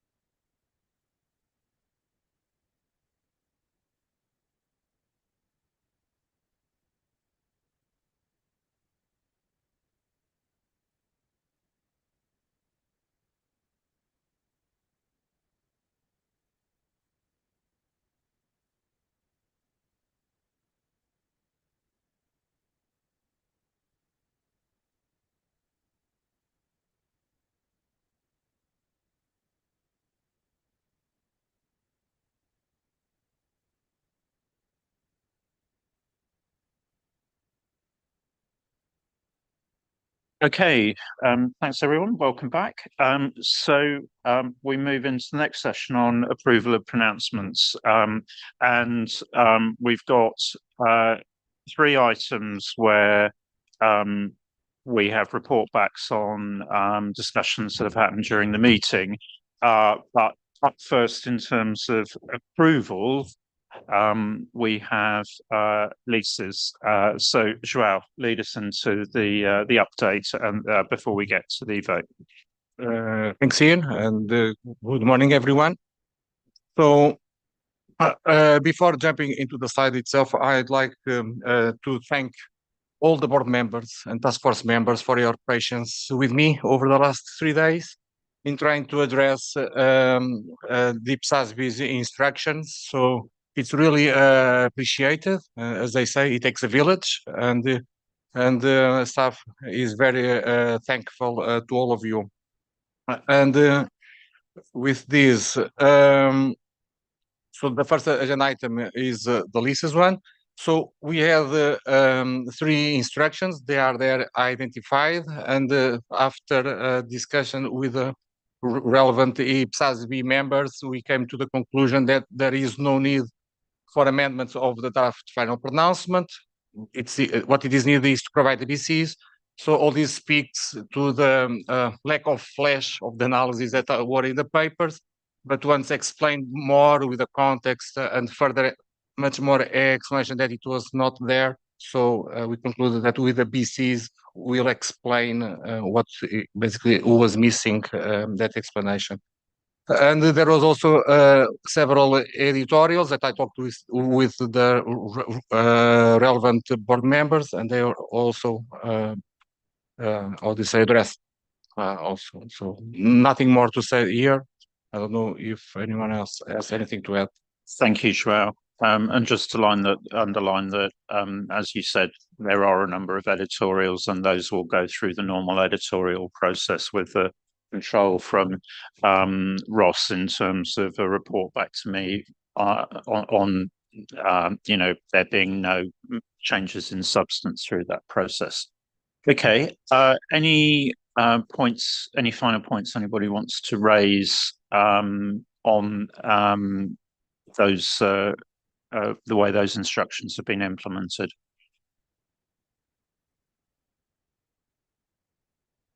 Okay, so thank you very much for that, João. Thanks for your confirmation. So now moving to the normal agenda item, which is the last one, 4.2.7. So I ask board members to go through the issues papers, and please go to page 43 of the PDF. So we have this standing slide, so we'll go just step by step and action accordingly. So staff presented the revised content of the exposed standard. So agenda item 4.3.2 as that. The second step is the assertion from the program and technical director about the due process having been followed effectively. So I'll pass the floor to Ross. Thank you. Thanks, João, and I assert that due process has been effectively followed. Thanks, Ross. The third step is the IPSASB to confirm whether it is satisfied that due process has been followed effectively. So the chair asks for confirmation from the board. Thank you, João. Just to check whether everybody is content with that assertion due process has been followed. No flags raised, so we are content with that. Thanks for the confirmation. The fourth step, the IPSASB votes on approval on the final pronouncement, concessionary leases and other arrangements conveying rights over assets, amendments to IPSAS 43, IPSAS 47 and IPSAS 48. So staff recommends the approval, and I'll pass the floor to Ross to manage the approval process. Thanks, everyone. So for those in the room, I'll ask if you raise your physical flags for your particular vote. For those online, please raise your hand. So those who vote for the approval of this, the amendments, please raise your flag.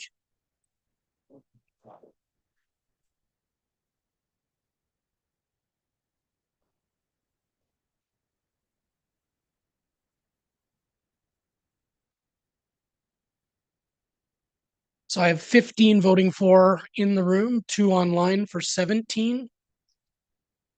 So everyone can put their flags and hands down. Next, I'll ask for those voting against to raise their hand. No votes against. So I'll ask finally for any abstentions. And to note, we've got 1 abstention from Angela. Thank you. With that, it's approved, and we'll note the voting on the record. Thank you, everyone. So then we move on to the next stage.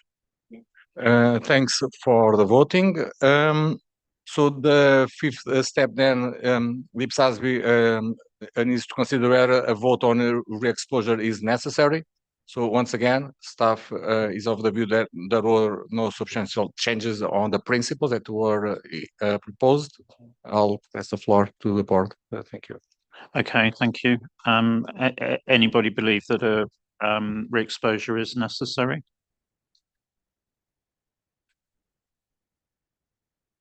Okay. Thanks for the confirmation. The sixth step, it's about the effective date. I'll action on the other slide. So this basically is the corollary of the discussion that the board had back in December 2023, and consistent with the IPSASB's decision at that time, the staff's recommendation is to have an effective date of the amendments to IPSAS 43 and IPSAS 47, alternative guidance, to be January 1st, 2027, and I'll open the floor to receive the confirmation from the board on this effective date. Okay. Open for comments on that.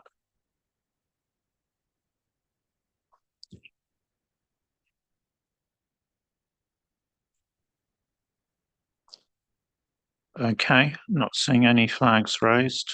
So I think we agree with that. Thank you for the confirmation. The last item, as it was already discussed on Tuesday at the beginning of this session.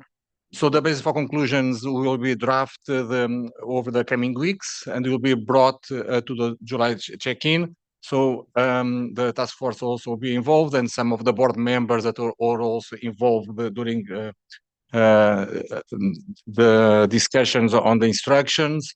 And if there is any board member that has any view on any specific topic, I'm more than happy also to run through them to make sure that the BCs capture their thinking. So stay tuned for the July check-in with the BCs. Thank you. So thank you very much for that, João, and thank you very much to everyone that has contributed in terms of moving us to that final stage. You know, we are very much in the final straight of an 8-year project. So I think huge thanks to everybody that has contributed along the way. João has been there from the beginning on that. And the task force has sort of moved and changed around you, but you know, huge amounts of work. So thank you very much, everybody, for your input along the way. And as you say, João, we will finalise the basis for conclusions at the check-in. So with that, João? Yeah, just to say a few words. Thanks for those words, but also a big thank you to the task force. So Lynn as chair, Andrew, Claudia, and Abdullah. I couldn't have asked for a merrier task force. So thank you very much. You made my life easy, I would say. Thank you. Thank you. I'm not sure Mary and Lisa's, I've never heard those used together, but just a round of applause for everybody. Thank you.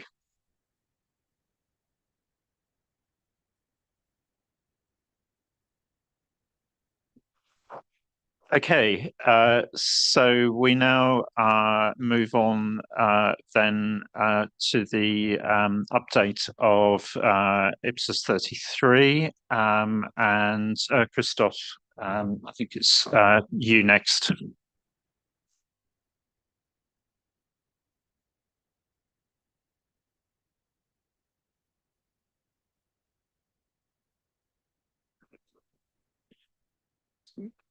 Thank you, Chair. A good Friday to everyone. So the remaining item that we left with on the first day was to revisit the current value measurement disclosures, which were included originally in IPSAS 33 by IPSAS 46, and which centered around the disclosure for subsequent measurement using current value. The proposal on agenda item 5.2.2 to add a sub-bullet, which is reflected on the screen at the moment, showed that that was in agenda item 5.3.1. In retrospect and in consideration with members and the task force chair, it was noted that this inclusion could be misunderstood as to be a requirement for current value when used as deemed cost at initial recognition, therefore initial recognition under IPSAS 33, whereas IPSAS 46 introduced this only for subsequent measurement. This obviously would have imposed new disclosure requirement, which was not the intention, and would have been potentially onerous to include as it is standing there. So what has been agreed with the chair of the task force as well as the member that raised it was for this to be removed. So you would see the strike through there of paragraph AG 29 bullet AA. We did want to note that the disclosure requirements for current value measurement after initial recognition or then subsequent measurement still exists because it is captured in the related IPSAS and relevant IPSAS. So the entity would still apply that going forward following initial recognition under IPSAS 33. So nothing is really lost from that perspective. Finally, this process also had us to look at paragraph AG 29 in full, obviously, and we noted paragraph 29 sub-bullet A was missing the original text that was intended under IPSAS 33 to reintroduce then as part of this amendment to add the aggregate of those current values. Previously, it just showed current values, which may be perceived as to be current values at an individual entity, individual item level. So we just added that back and leave this then to the board for final consideration. Thank you.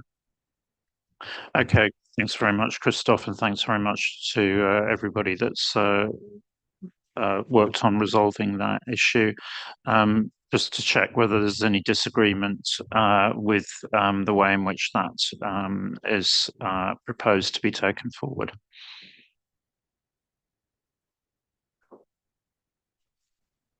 Okay, thank you very much for sorting that one out. So with that, then we move on to climate-related disclosures. Celine, welcome back. Thank you. All right, so the instruction from Wednesday that we would agree to bring back was to look at the relocation and improving the flow and clarity of our guidance between the general disclosure requirements and the public policy program. So this slide summarizes our takeaways. We considered various options and views and what would be most helpful. And so I guess starting from the top, I think that there was the instruction to make it clear up front, this delineation or what are public policy programs and make clear the scope of our standard to help then guide users through when we talk about public policy programs. So, and then following slides, I'll spend a bit more time on that specifically. But then when it comes to governance, strategy, risk management, metrics, and targets, the 4 pillars, we felt that we could keep the guidance aligned in with S2 for the first three topics. So governance, strategy, risk management. As you would have read through, for example, governance and risk management already is in the core text, one or two paragraphs saying to refer to the requirements from S2 for policy activities. So those would be quite straightforward, and in that sense, the application guidance will be relevant for general public sector context, plus the additional public policy programs context, and that would be couched in the application guidance. What we'll work through too is strategy, which right now is there's a little bit lengthier on the policy disclosure requirements, but we are going to take that away. I think we can reflect that in the application guidance, since it's developed and sort of mirroring S2, but that would hopefully align and simplify the core text. So as you read through disclosure requirements, it gets only where we get to metrics and targets where you really drive that differentiation about the disclosure requirements on metrics and targets. And then, of course, the application guidance being relevant for metrics and targets on both sides. So on the application guidance column, you'll see, put all and policy. So all is really that general public sector context that applies to all entities. And then it'll be the additional incremental public policy program perspective that we'll add as well, and make that clear in the application guidance, which is public sector policy specific application guidance. So before I get into some of the updates to definitions and whatnot that I'd bring into the scope up above, I just wanted to pause and get reactions on this aligning with S2 on the core text, and then application guidance is really where we'll see that in most cases the incremental public policy program guidance. Ross, you want to come in just before I open up for comments from members? Yeah, more just to say thanks to Scott and Liang in particular for sitting with staff yesterday afternoon and kind of kicking around different options to implement the board instructions. So we kind of went through a couple of different iterations of how we could do this, but we really spent time as staff thinking about different iterations and then getting some advice from Scott, Liang, Ian, and others on how we could structure this in a way that would help reduce redundancy and repetition in the standard and help clarify for entities so they can understand which parts of the guidance would apply to them, in particular around policies. So I found it very helpful, and it's not easy, but I think if we can agree this structure, it'll make it much more straightforward for staff taking forward the drafting changes and the restructuring that we'll have to do inevitably. So at this stage, pause for comments and input from members, but as advertised, if we go with this rearrangement of material coming out of this meeting, that will be the structure that is in the exposure draft, which is up for approval. There will not be another opportunity to restructure before we issue the exposure draft. Of course, we can respond to feedback in finalising the pronouncements in due course, but this is the point in time that if we go with this rearrangement, that's what will come back for the check-in. That's what will come back in September. So, Renee, you open up in terms of comments from board members.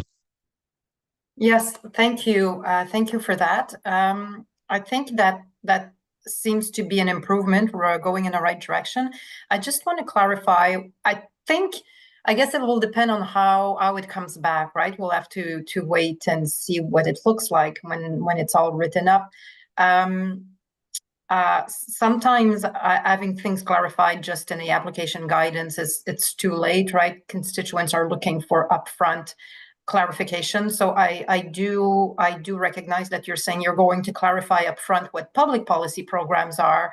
But when you say S2 aligned in the core text, so I think what you mean, and that's what I want to clarify, is that we're not going to double up on guidance for own operations versus guidance for policy, public policy, you will have one set of guidance, but going into governance strategy risk, I think at the beginning, I think it would still be important to state that the core text, the following guidance will have to be considered from the two perspectives. I think that's what you're saying, but I just wanted to verify and clarify with you. Yes, that's right, Renee. So the core text would apply for whether you have or don't have public policy programs. So really for everyone. Okay. Thanks for that, Patricia, and then Claudia. Thank you. I agree that the core text will have the general principles, but I think there are some specific guidance for only operations, and then in this way, it seems for me that our guidance is applicable for all, and there is a specificity only for the policies. In this case, I disagree because there are some areas that are specific for own operations. For example, the influence in the fiscal sustainability variables is only for the own operations, is not for the policy. And my view, it's in some. I think it's important to analyze if in the core text you have some specific, not only for metrics, but other dimensions, governance, strategy, and risks. But I'm sure that application guidance needs some specific there are some specific application guidance for own operations. Thank you. Yeah, I think that it's a good point. I think we can bring that out in the application guidance, though, is what you're saying, versus are there specific disclosure requirements need to be in the core text that's not included in S2. I guess I want to clarify. You're just saying application guidance, like the principles clarification for own operations. Yeah. Okay. Yeah. I mean, I think the way this goes is actually very much in line with what the board was asking for, which is actually be clear on what applies to everything, and then what is incremental for public policy programs. So to give that clarity on that incremental ask, and you know, that's where your point then in terms of financial sustainability would certainly come into that. And I think perhaps back to you know, I think the reassurance or the concerns you were expressing in the meeting, in then going into re-reviewing this, we would certainly need to concentrate on that area of application guidance and make sure that it was clear what the incremental, what the, you know, the additional ask was for public policy programs. Patricia. In my view, it's not incremental, but it's a different dimensions. Then I have some principles that are applicable for the two dimensions, but there are other requirements that are specific for each of the dimensions. And I think that I can use the S2 as a inspiration, but in the end of the day, I have a hard work for identify the correct principles for the policy activities. Governance for policy activities, for example, is very different from the governance for the entity. Then because of this, I think it's important to identify if something in the core text is specific for policy activities, and in the end of the day, in my mind, there are something that is common, it's for the both. There are something that is specific for own operations, other things that's specific for policy activities. these specificities, I think that the other parties decide if a core text or application guidance.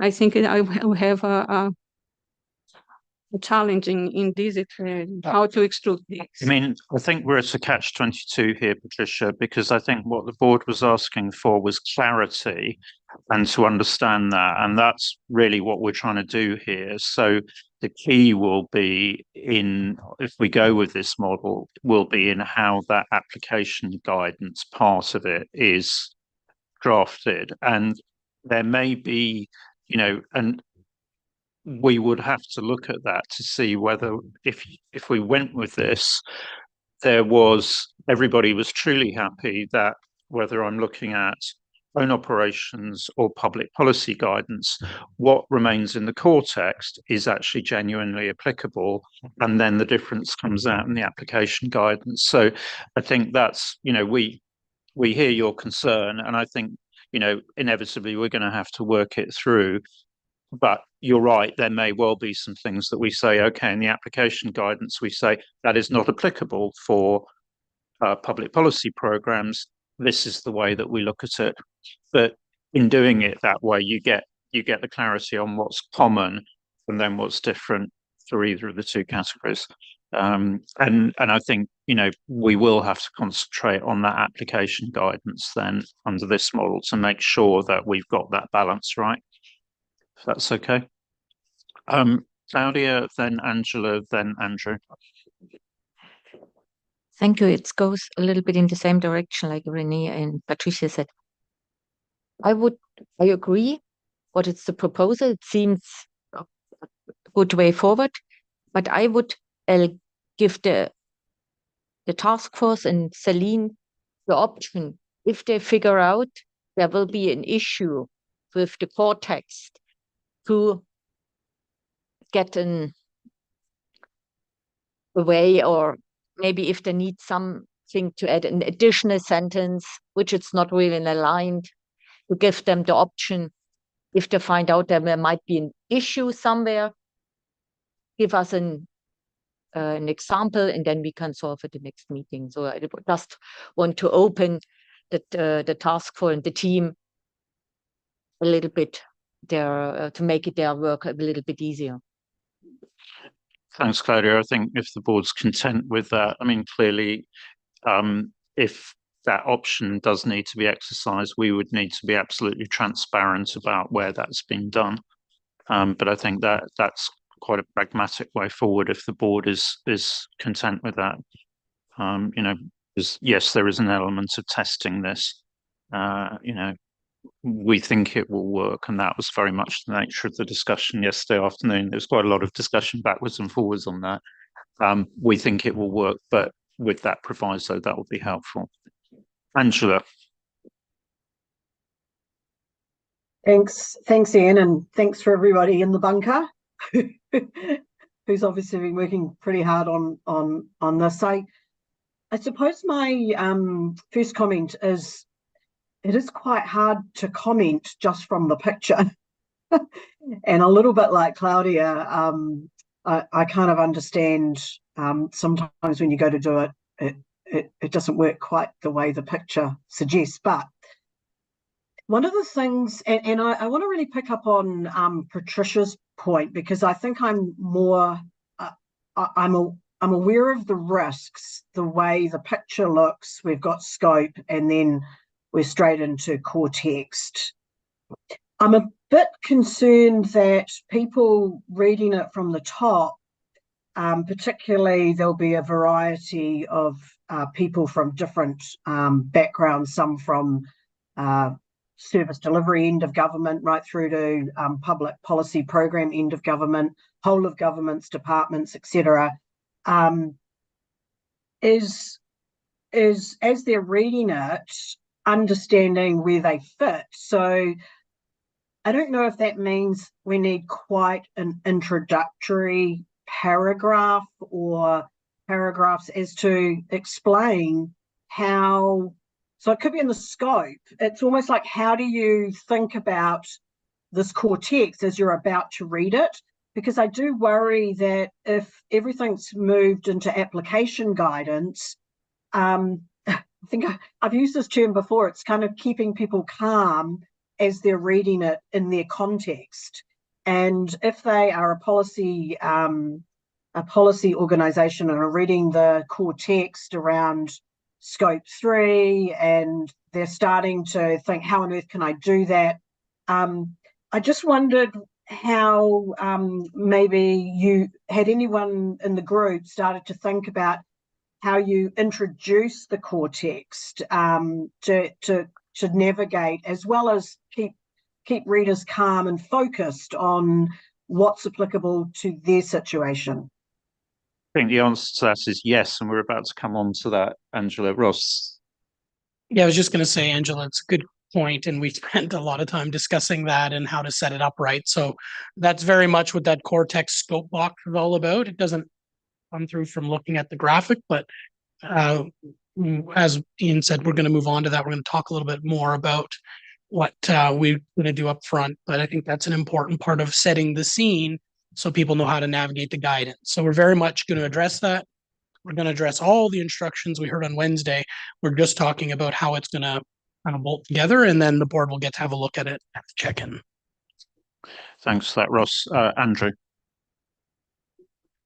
Thanks. I think similar concerns to what have been voiced so far, and I think particularly I see Trish's point and trying to picture how this thing would look in my mind. So I'm looking, for example, at the strategy section, and you've got your bold objective paragraph, which fine, has got both own and policy on it. So I can see how that stays and has relevance. But then all of the paragraphs that kind of follow, you've got a long list for own, and then kind of, the policy that sits on the end. And how that's going to be split, I guess, sort of confuses me at the moment.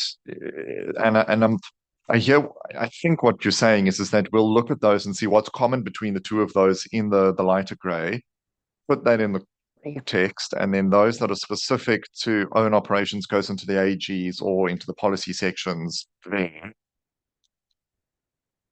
I guess I'm doubting if it's going to be helpful or not.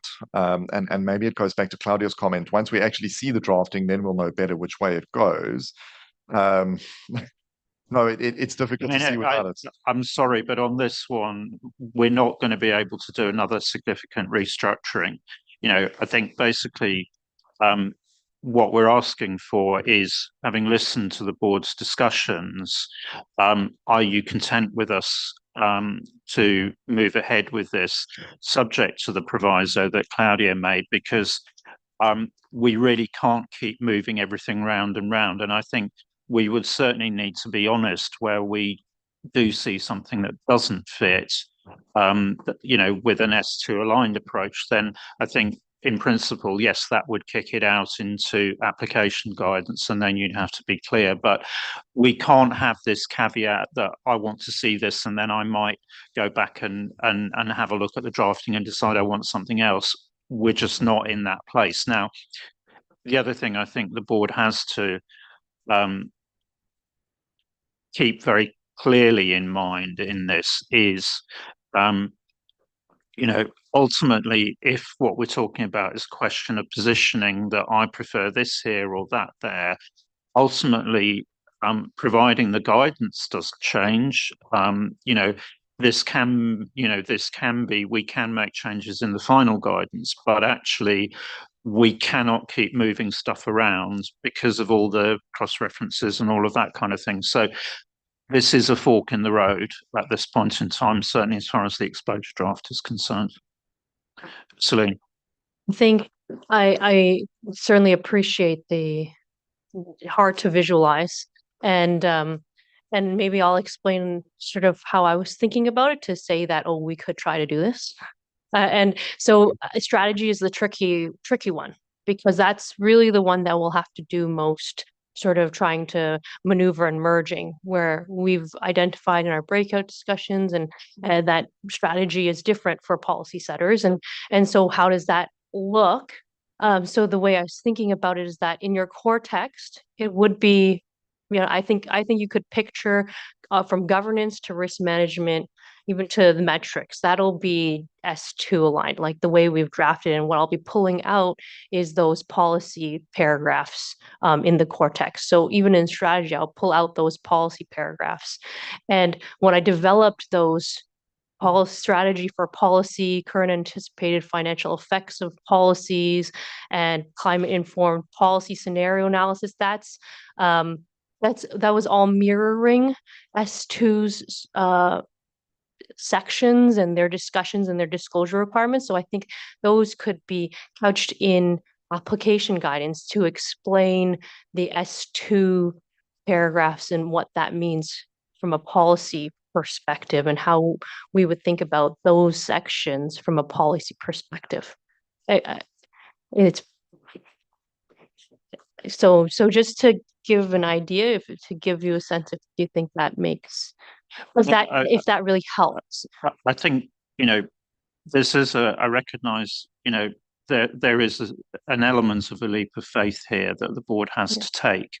I think the question is, does this directionally, in terms of keeping the core text as aligned with S2 as possible, bearing in mind the point that there might be areas where we say, right, okay, we have to pull something out because that only relates to own operations or public policy. But I think the question is, are you happy with this as a direction? Because we do need to go ahead with this if the board wants this rearrangement of material. So, I think that's fundamentally we're asking you, are you content that we try, basically we take it forward in this way for now? I think we tried to address the concern to bring it, in one place, make it more consistent flow, without having a full duplication of, okay, this is S2, governance, strategy, risk management, and then public for, a separate section for policy, governance, strategy, risk management, metrics and targets, which would just, blow it up.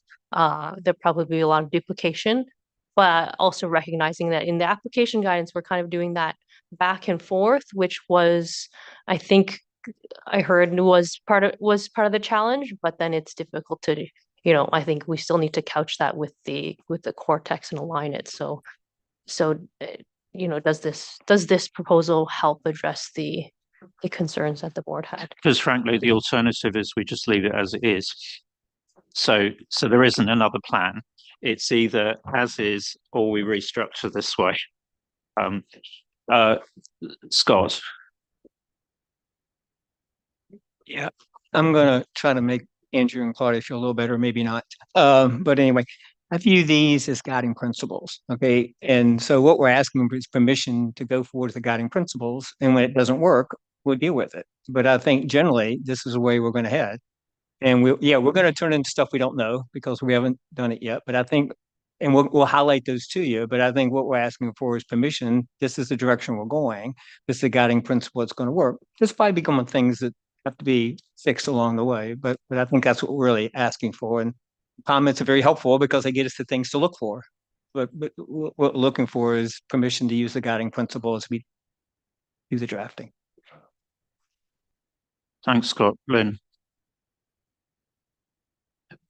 I was taking first interventions. Right, okay. So I thought you were going to go to Angela. So it's probably not going to be helpful, but what I'm thinking right now is we're up against time here to get a quality product out. And I guess, part of me is thinking, is the as is that bad that we need to embark on a significant piece of work like this? And I just wanted to ask the group that did meet, do you feel that this will enhance what we're doing? Because if it's in the balance, I guess I might be minded to say, you know what, you've looked at it, you think it's going to be hard, you think it's going to be a lot of work. Should we consult on the as is, or should we do that work? Well, I might just ask, I think, Scott, you've made it clear that you think this is a way forward. With putting words into your mouth, but perhaps just to ask you, and also Liang was obviously involved in the debate. So the answer to the question, yes, we think it's possible. There's no saying you only have one time to make a first impression. If we go out with something that our readers don't understand, we're not going to get back the feedback we need to be able to move forward. We thought this was a better opportunity to get the feedback that we really need, because this is a unique topic, okay? And we need to put our best foot forward on this area to really get the feedback. Just like you've struggled with this, expect the people getting it struggling with it. And so a lot of the conversation yesterday was, how can we make this a better readable experience for people to figure out what to do? And so our recommendation is, we think this is the best way to present the work. So that's the question you're asking. Perhaps just ask Liang if you've got anything that you want to add to that, because Scott and Liang were the board members very much involved in the discussion. I think personally, I'm very struggling, but to be frankly speaking, I think we can only have two choices. The first choice is just to stick to what we have seen, the drafting as it is. The second, to enhance, but actually my question is how to enhance. So this is one way we suggest that intention for us is want to make it clear, at least from the context.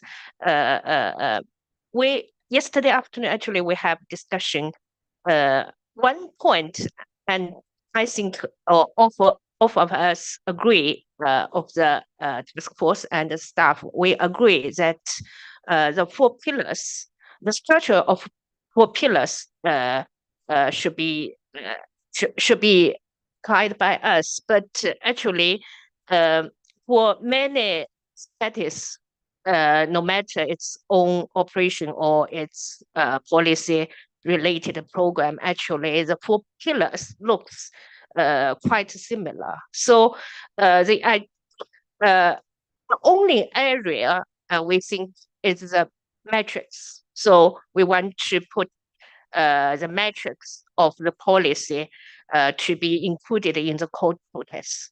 And these other areas, the 3 areas, we think basically it is similar. Maybe in the drafting, maybe sometimes we may think some sentence or some article we should put into the code test related to the policy related policy program. But at least the main context should be quite similar. So I think this is the major point that we consider to enhance the structure. Thank you. Celine. I think to Lynn's question, what I think will really enhance is that upfront clarification, whichever way we go upfront to direct and help folks navigate, to Renee's point, to Angela's point, to have it very clear what we're talking about and give them that introductory guide, which is what's missing, I think, right now, because it's kind of embedded in different places lower. But to bring that up, to tell people what am I talking about, where am I talking about it, will probably be the most helpful, versus like we can align or put it wherever we want after that. I mean, if you look at this in the big picture, what this does do is it shows very clearly how we're building on the global baseline. And I think that's been something that the board has been sort of trying to work out all the way through. And I think it gives a much clearer narrative, and a clearer positioning, if you think about it, both from how are we approaching this, but also, where people are looking for similarities and for differences. So that really was one of the things that then came to us, was that actually this does make that a lot clearer. It also makes the joins or the potential read across, if you look at it from the, we talked about the potential read across in some areas to IPSASB guidance and so on. So it all makes it a lot clearer, and it makes that additionality in terms of public policy programs, a lot clearer as well. And I think that's where we have to be very, we do have to see if this works all the way through. If there are areas where, to Patricia's point, we have to pull it out and we have to put it in application guidance, probably that's the clear design principle that we should actually be, we have to be very clear as to how we're using that baseline. But this sort of does seem to make that much clearer, and then we as a board would focus very much on the application guidance. What's the additional explanation for both the own operations and public policy? I've got Angela online. Andrew, are you still in? Okay, we'll go to Angela first. Thanks, Ian, and thanks for the explanation from Scott and Liang. And I'm glad that someone, thank you, Lynn, for asking, is it doable? So it's good to hear the confidence in the group. And I agree with Scott. I think this needs to be a better readable experience than currently, appreciating that we all know it won't be perfect, but I think I do like the direction of travel in the core text. I like the 4 pillars, the clarity of the 4 pillars. I like the fact that it links to TCFD, which I know some jurisdictions have followed that in advance of international standards coming out. So I think there's a lot of international consistency with that approach. So I do like the core text. And I had a question for the group. In the application guidance, did you consider the option where the application guidance was split firstly by own operations and program policy, and then an entity would, if they were in the policy program space primarily, they would really look at the application guidance as themselves, as opposed to one of the, I can see it's clearly another option, which is how the ED is currently drafted, where you do own operations on governments and then you drop into policy programs on governance, and then you drop into strategy on own operations and strategy on programs. I just wondered, did the group consider the layout of the application guidance between the 2 main sort of aspects of the standard? Absolutely. I guess to clarify then, you're asking if we would separate the application guidance between all application guidance for own operations and then all application guidance for public policy programs. So this isn't showing it that way, but we could think of I think there's a question here in terms of duplication, because there will be some stuff that is actually application guidance that does also apply to public policy programs. And so,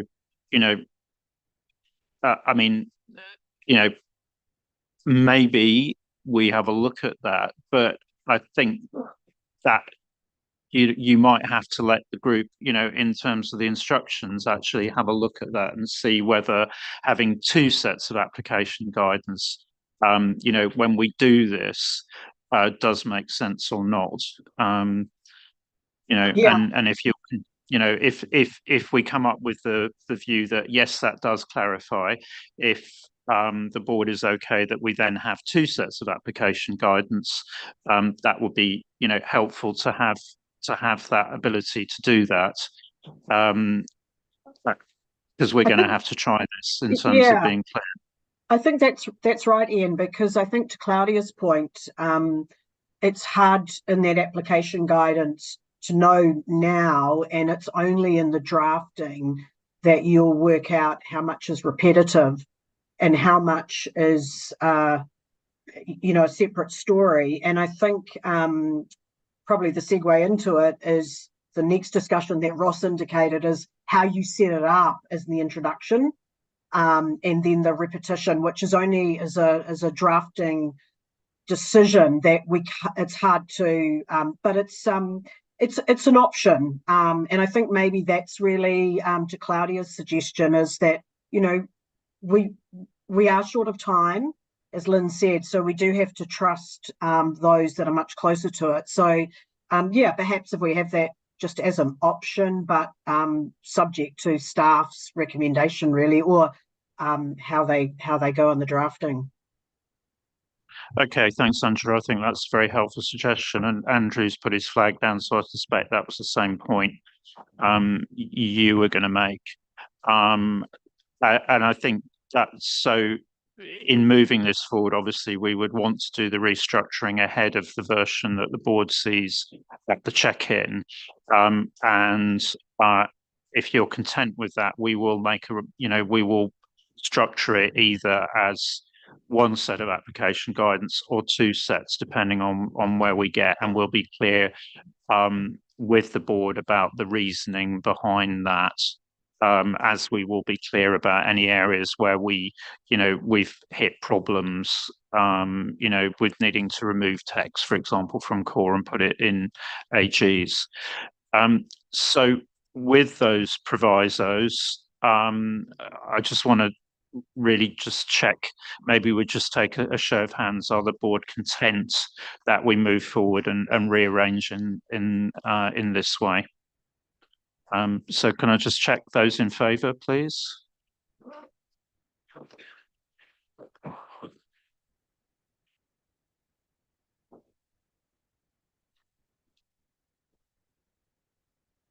Unanimous 18-4. So we'll restructure in this manner. Okay, thank you very much, colleagues. I think that is an important decision, but I think to Scott's point, I think that gives us the best chance of really giving our stakeholders a clear view on how we're using S2 and where the changes are coming. And thank you very much to staff and to Scott and Liang for the time yesterday in terms of formulating this plan. So we said we'd give you a bit of a look then into the scoping parts, because clearly that's going to be key. So Celine, if you can just move us into that. So I wanted to bring this to make clear. I have a couple slides to really clarify how we took it away, because it was a slight change. And so to be clear, I think from our discussions on Wednesday, we wanted to simplify the approach so that we're not trying to define both own operations and policy activities, but we're going to focus our efforts in really making clear policy activities. So that means removing own operations, that term throughout the ED, and then the terms that we're proposing are public policy programs and climate-related public policy programs. The term is changed, but you'll see the track changes for the incremental edits from the proposed original policy activities definitions. So in the first one, climate-related public policy programs, there was a comment to make it clear what we're trying to address in terms of climate. So we propose to address climate-related risks and opportunities, so quite open. And then on public policy programs, to some edits in the wording around exercising sovereign powers, and then removing the examples from the definition, but because we'll bring that up, some of those examples from right now it's in AG 36, but we'll bring it up to make clear what those mean. So these are some terminology changes. I can come back to that. I'll show you. Yeah, I think if you just show them the next slide, and then we'll come back. And then how we thought about it, and I think in illustrating it in a flow chart to help kind of guide that thinking. So first, does the entity have any public policy programs such as laws, regulations, standards, tax charges, subsidies, and incentives? So do you have these policy setting functions? Yes or no? If no, then those policy related disclosure do not apply. If yes, then are any of these explicitly designed to address climate-related risks and opportunities? So that's aligned with our definition, proposed definition of climate-related public policies. If yes, then you provide the specific disclosures relating to public policy. If those policies are not explicitly designed for climate, then no, you don't have to provide those disclosures. And I've just got an asterisk there to make clear too, then though that means non-climate related policies is not captured in my policy disclosures. It may be part of my considerations and my other disclosures, and that may come up in areas such as reputational risk. If you have, say, other negative effects, then from your policies that may come up in your risk considerations. But making that clear, it's separate. So obviously there's quite a lot of information there, and apologies for for that. Certainly these areas are the areas we're going to have to focus on, in the check-in, because if you like those sort of gate questions, it's going to be really important that we get those right, very much consistent with what the board was asking for in terms of that this was the attempt to get a thought process down that helps people decide truly do they need to provide those additional disclosures for public policy programs or not. And similarly on the previous slide, that point that in going down this new structure, actually we can focus on that difference, which is, do you have a public policy program or not? I think probably the thing to do actually, Celine, is to say we would circulate these slides to board members so that they can have a bit more of a think about them and have a look at the drafting, but just interested in general reactions to those sorts of approach to both terminology and to the sort of, if you like, that opening bit in terms of getting people into what are they being required to do. David. Thanks, Ian. I like the idea. I think it could work. The only thing I would ask staff to think about is perhaps the drafting of the top box. I think if you're asking if an entity has any public policy programs, it could lead some entities to think, well, I have, because I've got to follow these laws or I've got to follow these regulations. What you're not asking that. What you're asking for is, are they responsible for setting those public policy programs? So I think if we could make that clear, it would help. Thanks, David. I mean, I think that underlines we need to circulate these and allow members longer to think about, okay, have we got the right sorts of questions? And then also, how could we, more clearly phrase those so that people, can understand them and interpret them correctly. So Angela and then Mike. Thanks, Ian. Yeah, I certainly like anything that helps people navigate is good. Probably 2 points. That probably a less minor one is on the flowchart where we say no, we don't have any climate-related policy programs. It then sort of says, well, there's no disclosures for policy activities. I think we should try to ban the word activities as much as possible, because of course I think that sign is go to your operational activities. I've just used it, but your operational function, and off you go with S2. So, I mean, I have been reflecting on own operations, and I know that's not the focus of this one, but I think operational functions or operational emissions, that kind of operational word is better than own operations, but I'll leave that to you, Celine. Probably the bigger issue, and listening to the discussion yesterday, for what is in scope of climate-related policy programs. And the words that were used yesterday quite repetitively were implicit or explicit climate-related policy programs. And I noticed the definition is explicit.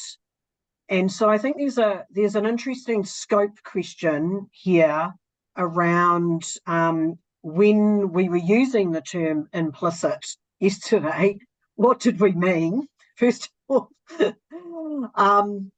Because if it's implicit, I can see maybe a program that, if we were running an accounting scope and preparers get very black and white on what's in scope and what's out of scope. If I had a transport program and it was like as much about climate as it was about transport solutions, as a preparer, I would hope that I would actually include it, whether I required it or not, because it has such a significant impact on the climate. Like, it's really materially going to impact the climate, but it may not be called a explicit climate policy. So I just have some questions on what we meant by implicit, because I hadn't really thought through it till it came up yesterday. And so it's back to that definition you showed on the first thing. And I don't know whether there's a view now or whether that's something that you will look at in the next draft. Well, I think that's where we need input, but certainly in terms of the way in which it's phrased, I think what we need to be clear is, where are you required to provide those additional disclosures? Because if we focus on what you're required to do, it doesn't prevent you doing it as an option, but actually it's not required by this standard. So I think that's where, that's where if we phrase it in that way, I think that's going to allow, if you want to do it, that's fine. But then I think, as you say, we need to, it's basically where you have a program that is intended to change, to influence climate, and that's why we use the term explicit, because it's actually, I'm doing this and I intend to reduce greenhouse gases by 20% or whatever. That's really what. So that's where the AGs need to come. The IG and so on needs to come in to address that. So if I can go to Mike, then Renee, and then I've got Hervé, Adrien, and Trisha. So thank you, Chair, and thank you for that flow chart. I think that's helped us very much to, let's say, find a clear scope of our draft.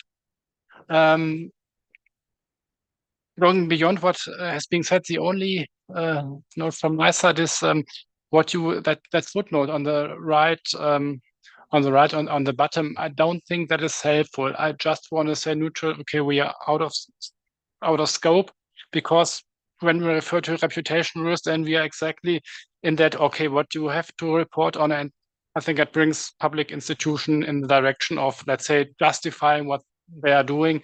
And we all know that depending on the type of policy, there are, let's say, other objectives, maybe more important objectives.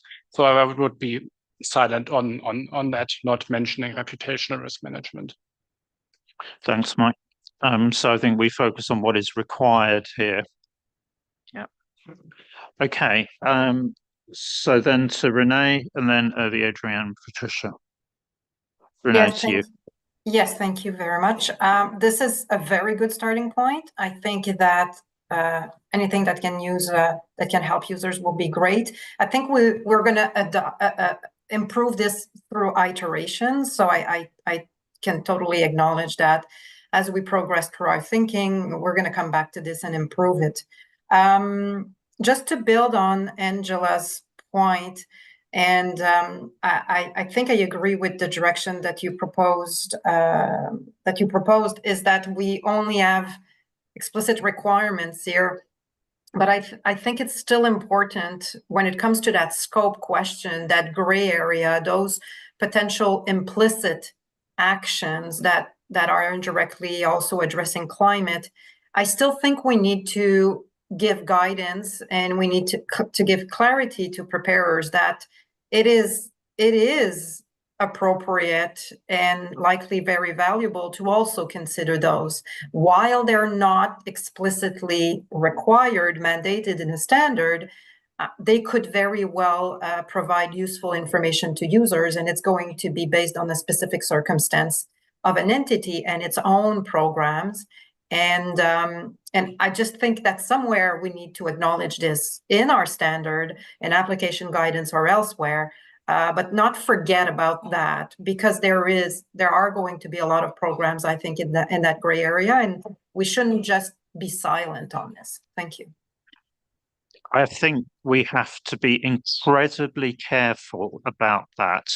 I think we can acknowledge that there may be some grayness, but we cannot actually exhort people to do this disclosure. That's where I was being very careful about saying we need to be careful about what we require. That doesn't stop people if they want to do it, but I think we can't go further than that, because those sorts of, there are risks in whichever way you go in this, but we need to be careful to only require certain additional disclosures. If people want to do that, that's fine, but I don't think we can go further than that, because otherwise we will create an industry with people being told, actually, IPSASB is recommending this and therefore you should do it. And those are potentially very, very, very wide additional disclosures, and we should not be going down that route at this stage. I think we can be clear about the requirement on additional, where this is explicitly a policy that is addressing climate-related issues. But going into that grey is not going to help us, and it's certainly not going to help our constituents. So I think we just have to be really, really careful that we don't create that, open-ended industry. I'll go to Hervé Adrien, and then to Patricia, and then to Lynn. Thank you, Chair. I have 3 issues. I support what David commented on with regards to the first block. The idea, if I'm right, is, do you have the authority to design and implement a public policy program that, but then the flowchart seems to me a flowchart for dummies, because we have the second question: do these programs address climate-related risks and opportunities? Do we merge the two? It will make sense that we merge the two. Yes, no. I mean, it's everybody understands the sentence if we merge the two. Do you have the authority to design and implement public policy programs that address climate-related risks and opportunities? So these are the 2 questions. And the third is, I don't know if it's time to make this comment, but I don't understand why we got rid of operations. And what expression do we make use of? How do we replace that? How do we rephrase the own operations requirements? I mean, I think at this stage, the proposal was because of the way that it's structured that you could do that. But I think it's a point that Angela raised, that actually it may be helpful, but it is causing problems. So the proposal was we try and work without it. If we find that we have to bring it back in, we'll do that. But I think we have to run with it. But because it was creating so many problems, the thought was actually this may help us. But I see the point that you're making, and I can see that we may need it. So I think if you can leave that with us, and we will have to have a look at the flowchart. Inevitably, each time you use the flowchart, you go round and round it to make sure that you get it clear. So if we can come back on that one. And what about the merging? Sorry?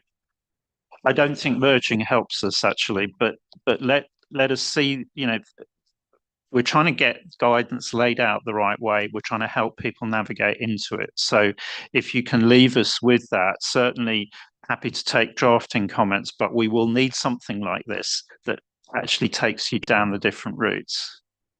Can I go to Patricia now, please, and then to Lynn? Thank you.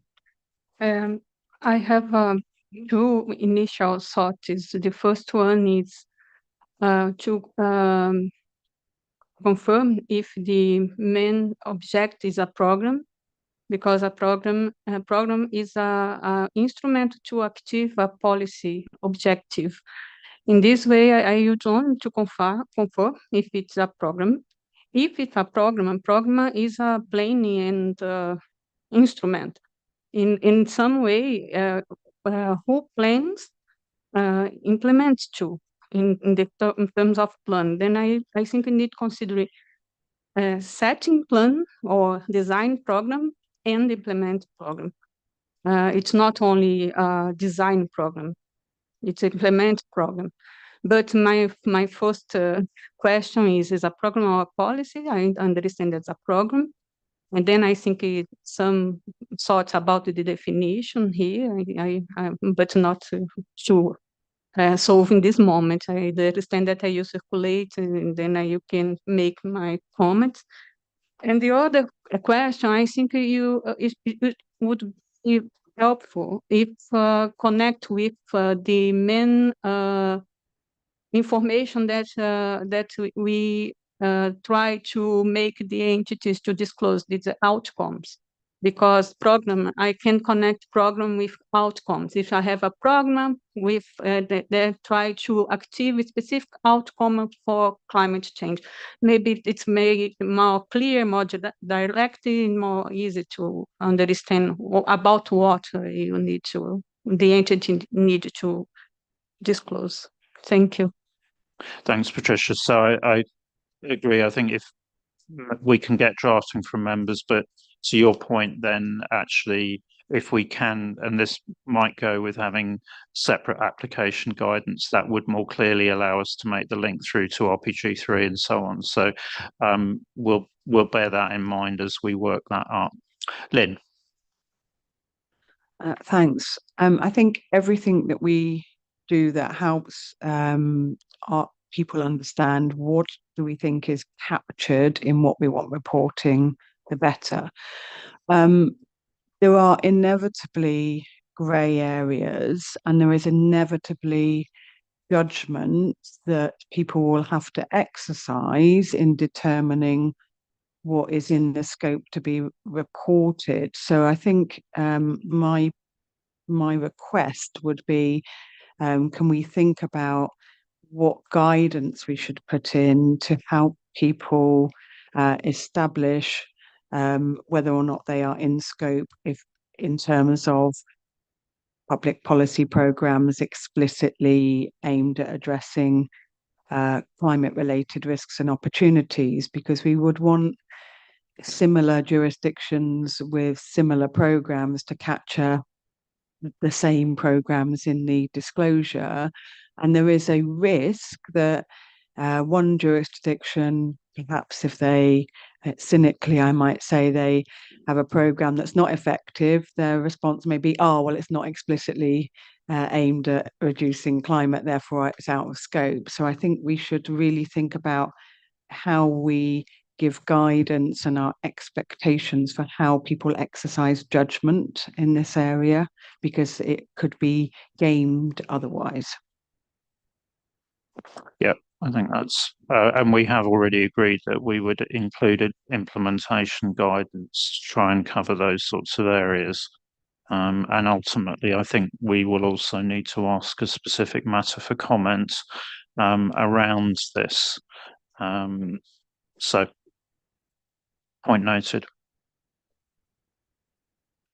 Patricia, are you still in? Or okay. Okay, so I think obviously, as we've said, we'll circulate these two slides to members. You know, probably along with the top level one on the new structure that we've agreed to move forward to.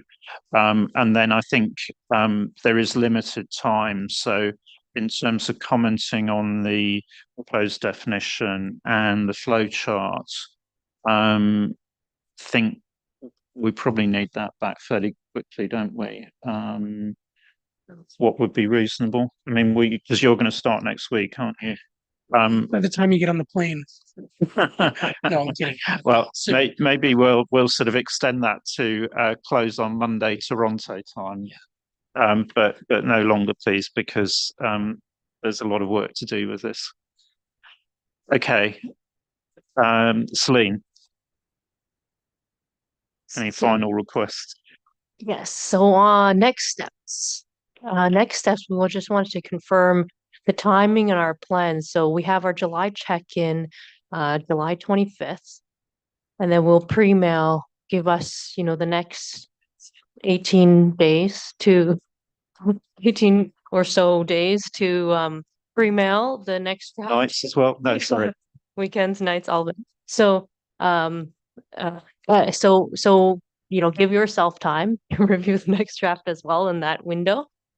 And then we've added this August optional check-in because go ahead, Ross. If you don't, I'll talk about it now because I was going to talk in my report. But so what we were thinking is we had discussions on how we could fit a drafting group in. And then we thought, well, actually, the whole board's going to need to get comfortable with this. So why don't we offer an optional check-in in August? So to give the board another look at the drafting coming out of the July check-in. So you can see the turn of what we do today in July, then review that in July, see another turn of that, look at it in August. We'll make final changes to post for September. So the board will get 2 more good looks at the updated drafting.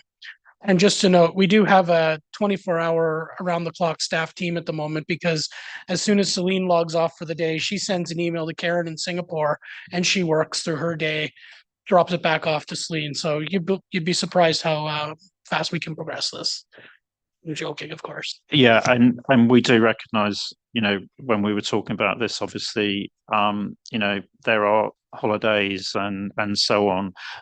So if you can't get comments back either through attending or in written, we do accept that. It's really just actually we felt that we didn't want to prevent members commenting, and that just means that all the input that you can provide us with means that we go into the September meeting with the drafting as good as possible, and we've picked up concerns and so on along the way. So that's why it's optional. And as I say, if you can't make the meeting itself, but you can actually send us whatever comments, around that would be hugely appreciated. And we're not seeing this as setting a precedent for future. This is just purely because of trying to make progress on this project. Okay, so thank you, Celine and Liang and Scott for the help on this yesterday afternoon. Ross, I think we move to you now. Actually, it's strategy and work program next.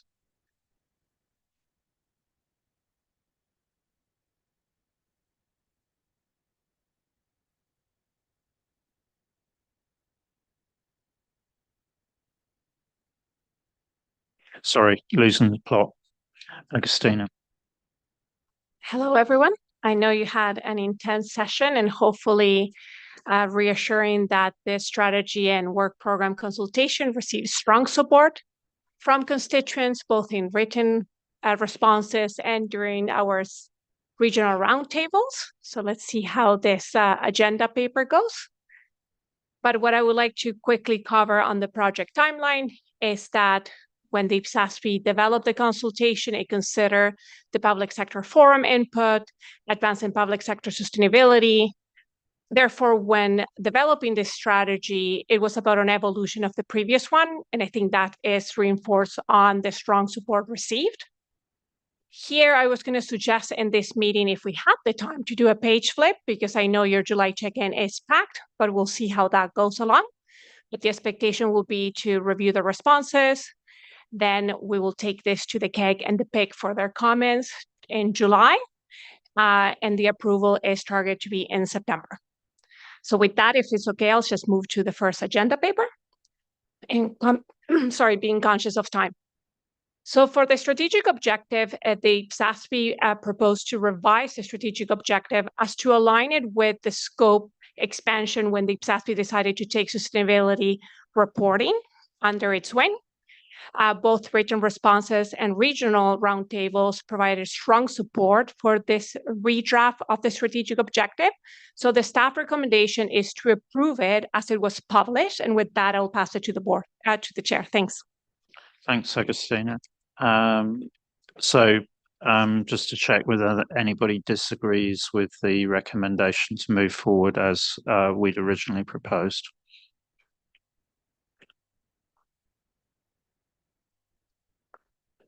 Okay, I think we're good with that recommendation.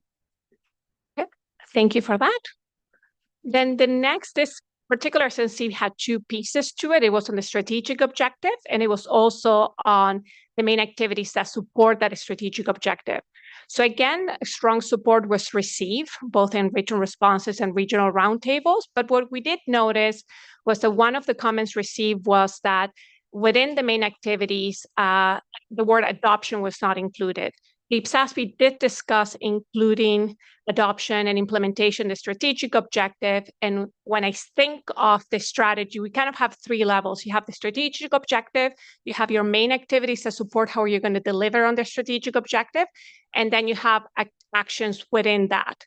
So we thought it was important to expand that second activity to acknowledge that without adoption, you don't have implementation. So you kind of need that step. So the suggestion from staff is to approve the main activities as opposed with that one minor revision of adding adoption under inspiring implementation. So it will be inspiring adoption and implementation. Thank you. Okay. Claudia. Thank you. Just a small remark. When you go into this dark black blue box, the last sentence should be also added by adoption, because it says something in the benefits of their implementation. Probably we should add them as also adoption and implementation when we have it in the headline. Yeah, thanks, Claudia. It's a good spot. Anybody else? Mary. Thank you. Adoption and implementation is so important in our context, and it is necessary to adopt and to make consensus to implementing the IPSAS. And so it is so important how at first we have to adopt and make consensus to promote the IPSAS and promote to strengthen the public finance management. And one experience I had this month in the sugar workshop, I served as a chair at one session related to the IPSAS, and so the one presentation remarks is so interesting. That is the politician's perception about the IPSAS, or the politician's perception about the accrual financial information.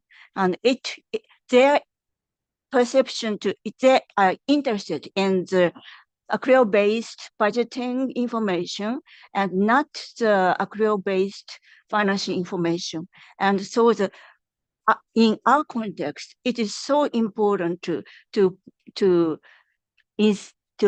give incentives to politicians to move into the IPSAS implementation and to strengthen the public financial management. Thank you. Yeah, thanks for that, Maria. That whole environment is incredibly important, and I think that does underline the importance of the addition of adoption as being that key if you like, first step to implementation. We'd previously shorthanded that. So I think I'm hearing support for those reasons for moving ahead with this change. Okay, thank you, Agustina. Thank you for that. So with that, I'll move to the next agenda item. And this was the SMC was about the IPSASB undertaking, setting up an application panel, as well as an post-implementation review. The comments, it was strongly supported. I think there was no surprise there that constituents are looking for this type of support from the IPSASB, particular of conducting post-implementations review of IPSAS, as well as clarifying and ensuring that the principles are applied consistently. So with that, the recommendation is to maintain such proposal so staff can start setting up these two processes. With that, I'll pass it to the chair. Thank you. Okay. So any disagreement with moving forward on the way we'd proposed? Good. Okay. Thank you. Thank you for that. So the next two SMCs were asked as to sought early feedback from constituents. The IPSASB had decided that with the addition of an application panel and a post-implementation review process that will require the utilization of the IPSASB resources, and there wouldn't be capacity at the beginning of the strategic period to add major projects to the work program. But it was important to seek that feedback. So when the IPSASB does a consultation partway through the strategic period, there was content to build from.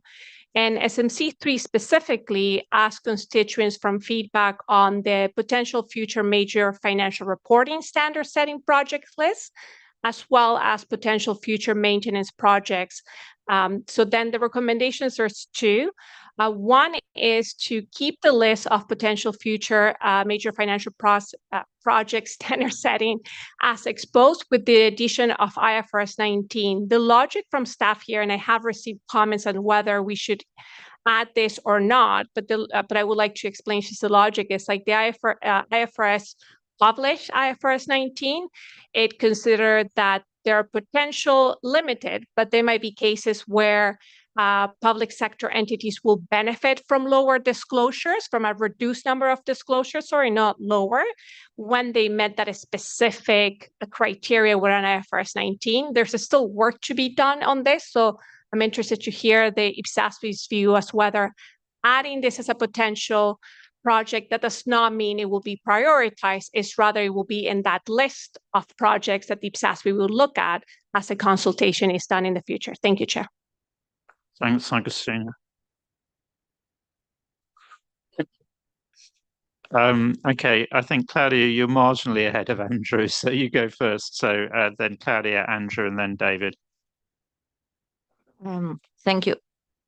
Even I hear your explanation, Agustina, why we should add IFRS 19.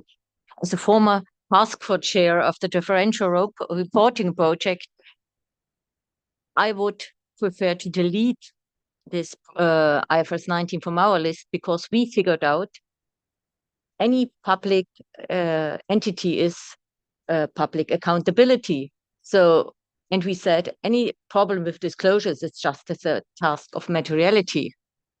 And I'm really wondering if any constituent would understood if he would add something with subsidiaries without public accountability, as we communicated recently that there are no. Thanks, Claudia. Andrew. So echo Claudia's comments on IFRS 19. It feels like differential reporting all over again, and I'm not convinced we're going to get anywhere. So I think my recommendation would be to not include it now.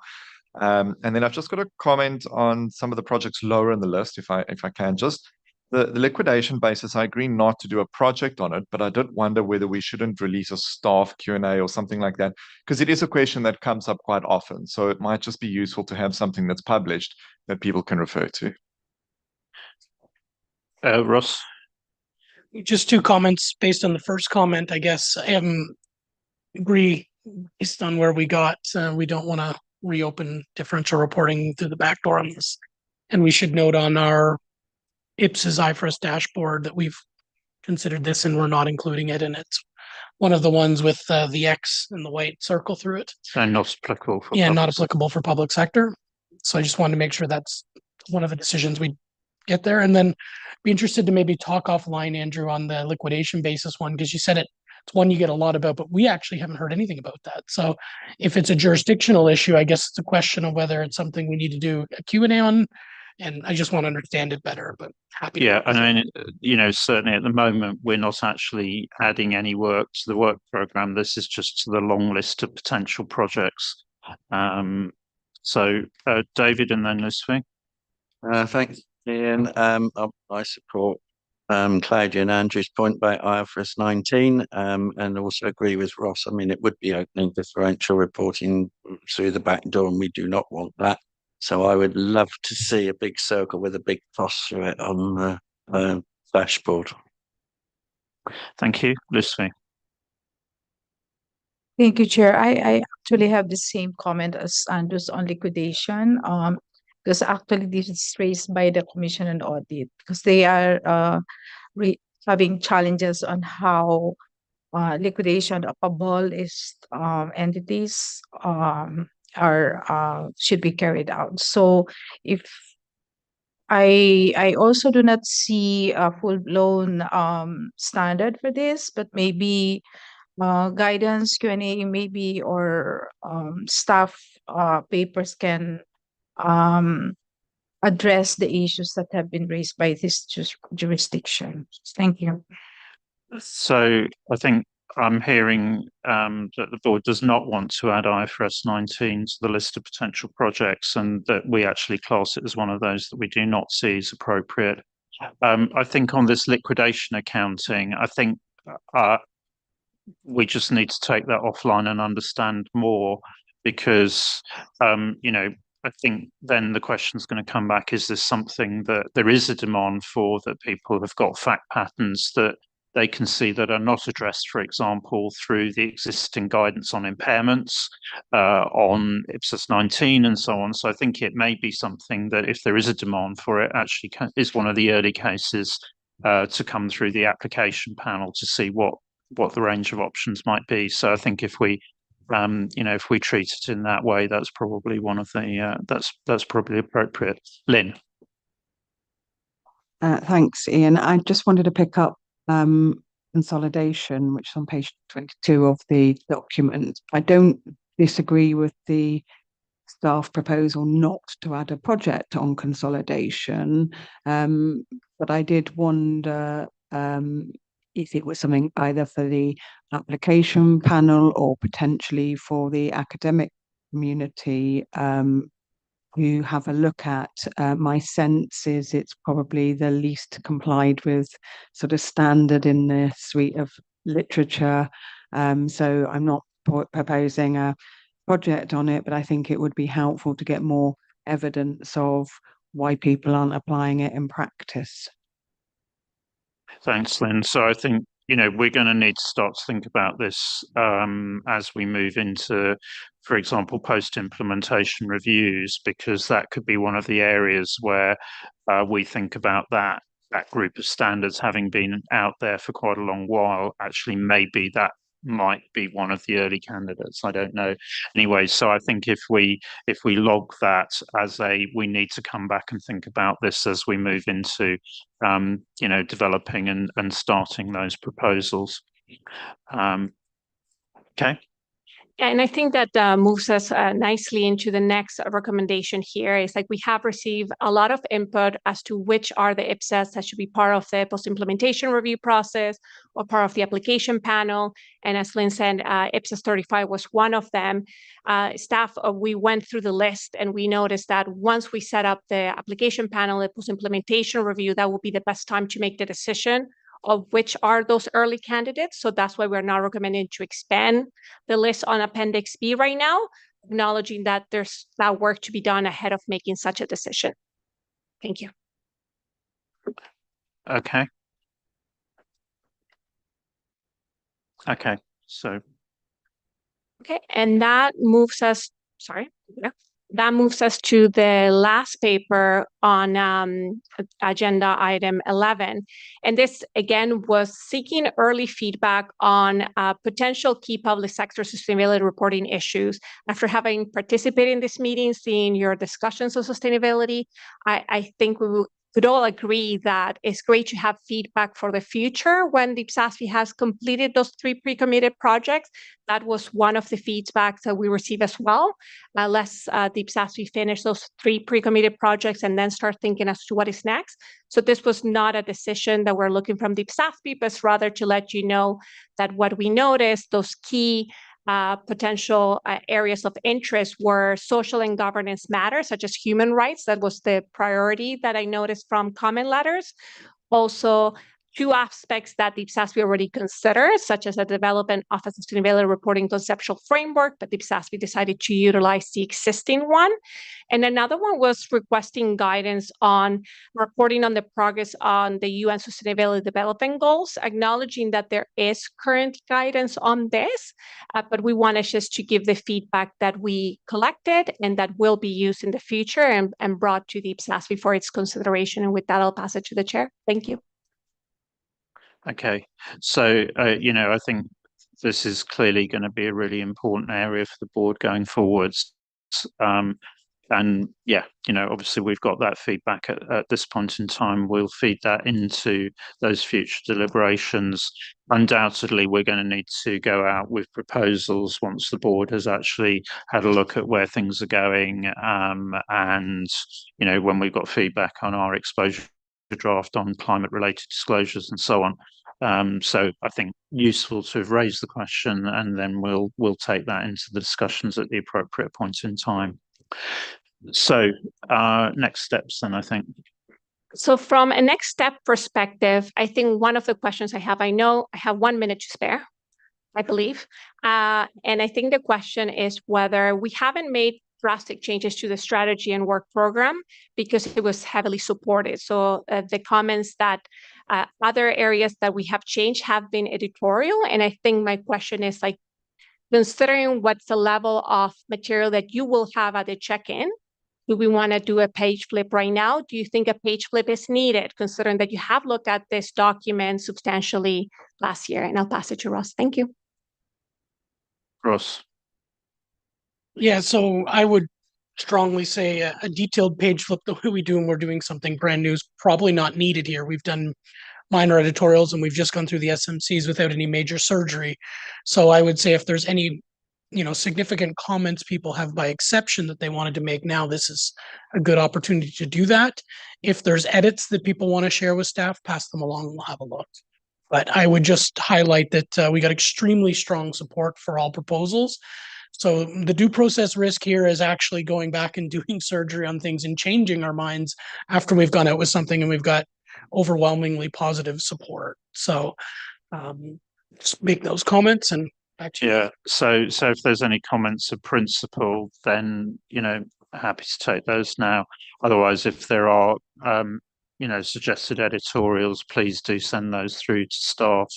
And we'll see any final edits in the document that we actually approve. Okay, so not seeing any major questions of principle raised. So I think one last ask that I would have, because we will be taking this both to the PIG and the KEG from a due process perspective, and we are planning to meet the PIG, I believe it's July 18th, but I would ask if you do have any editorials to share with me, can I please ask you to give them to me by Friday next week, just to allow the PIG and the KEG to have an updated version. Obviously, the ones that we discussed today of adding adoption, I'll do that myself, but any editorials will be highly appreciated if you can give them to me by next Friday. Thank you. Okay. Thanks very much, Agustina, and thanks very much for doing all the analysis on that.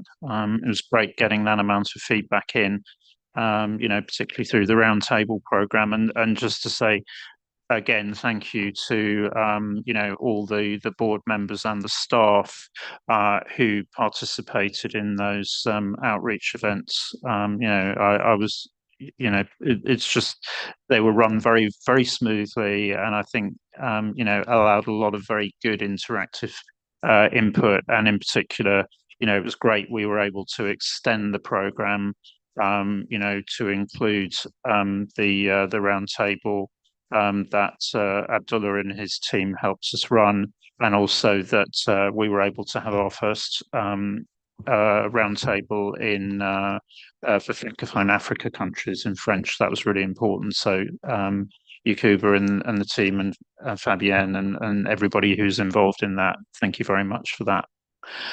Okay, so what we're going to do now is move on to Ross's Programme and Technical Director's Report update.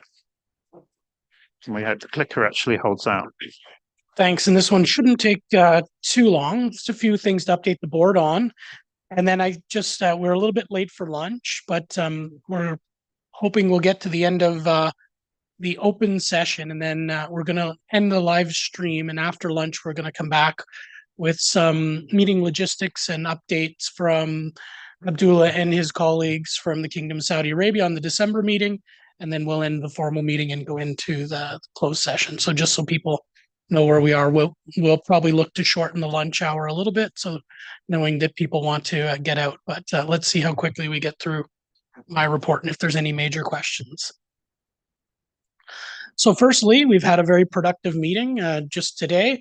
In advance of this, I knew everyone was going to clear everything, so I did put Lisa's on here as an approval, and just wanted to say good job, everybody. It's great to see the board accomplishing what we've set out before we go in. Some good points and discussions. So the staff will be working on finalizing the edits for all of these over the next couple of weeks. We'll be working for the EDs on going through our due process approval with the PIC. Then once we're ready to put these out for comment, they'll be going out late July, probably at the earliest into August, both our two exposure drafts. So just wanted to say good job, everybody, including the staff, but board members as well, and TAs and observers. There's no major work program updates at the moment because we've achieved what we wanted to achieve and we're on pace for everything else, but maybe just a foreshadow that we'll probably be having a bit more of a discussion at the back end of the September meeting once we clear off a number of items and we have a little bit of space in the work program to start thinking about some of the other project commitments the board's made over the last couple of years and how we want to allocate staff resources, and in particular starting to implement the things we were just talking about in strategy work program on the application panel, on the post-implementation reviews.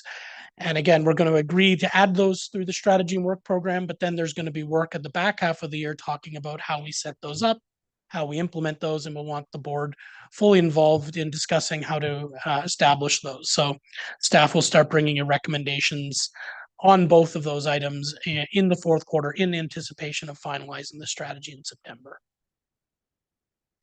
And the last item is just for the check-in meeting on July 25th. What we've collected to date is we will be doing a quick review of the final BCs on the leases amendments we've approved today. That was foreshadowed in leases, but I just wanted to note that'll likely be the first, one of the first items we'll go through to finalize BCs.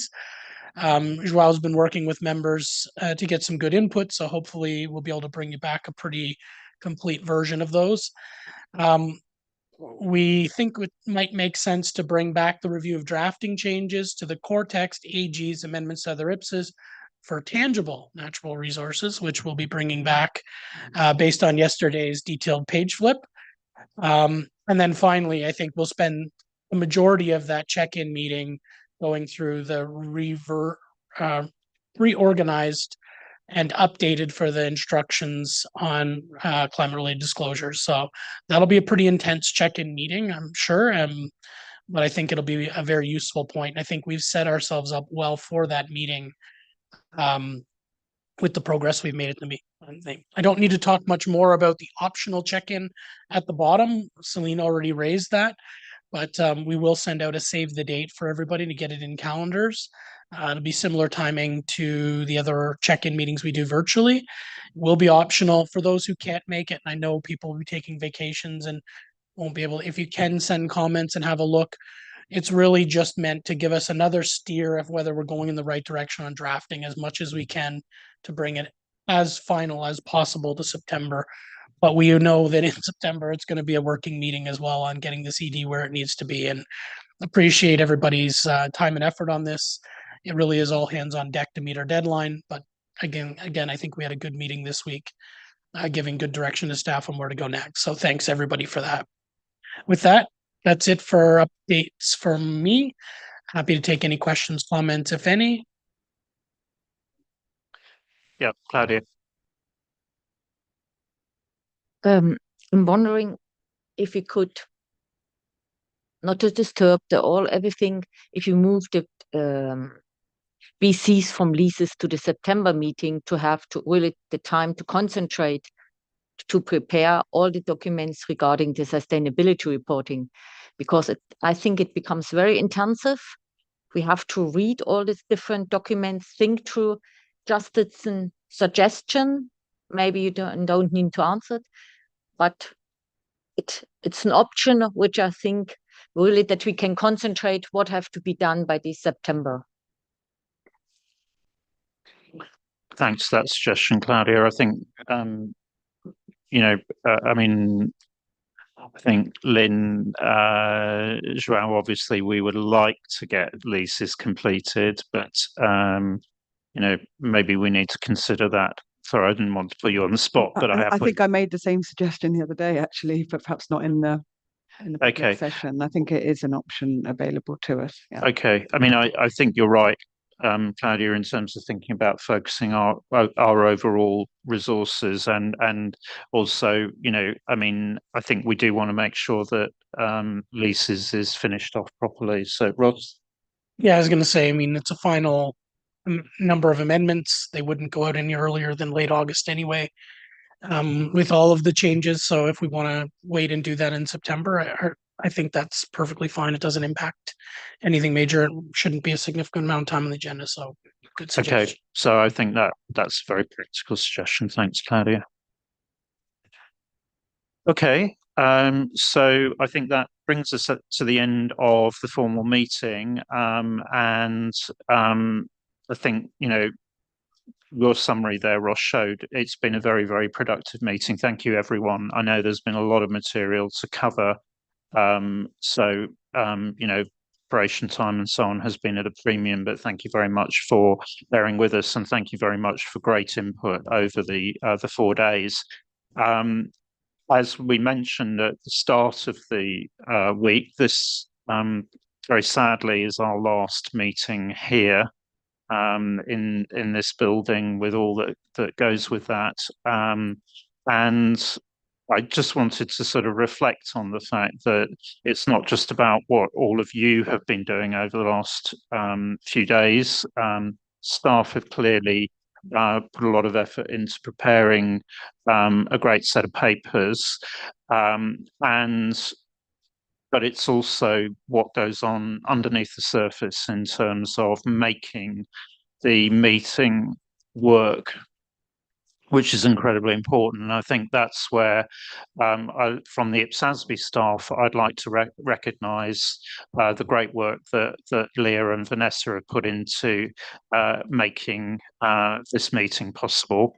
But I'd also like to recognise people who have been with us for a while, who really have, the sort of proverb about an army marches on its stomach. Well, I think IPSASB runs on coffee and the range of snacks and lunchtime. And so just to recognise Pablo and Ben, who are at the back.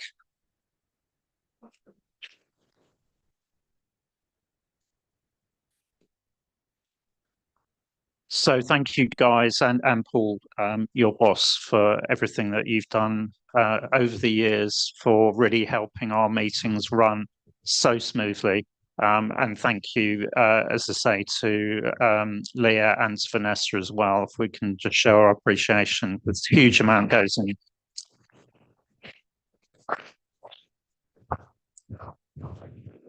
So with that, I bring this meeting formally to a close. we will now go and take advantage of the hospitality from Pablo and Ben. So what I'd suggest is that we take a half-hour break, and then we'll come back and obviously we're going to have the some of the sort of pre-briefing in terms of the December meeting, and then we'll go into the board in camera after that. So thank you very much, everyone, and that is it in terms of our last meeting here in 277 Wellington Street West. Thank you.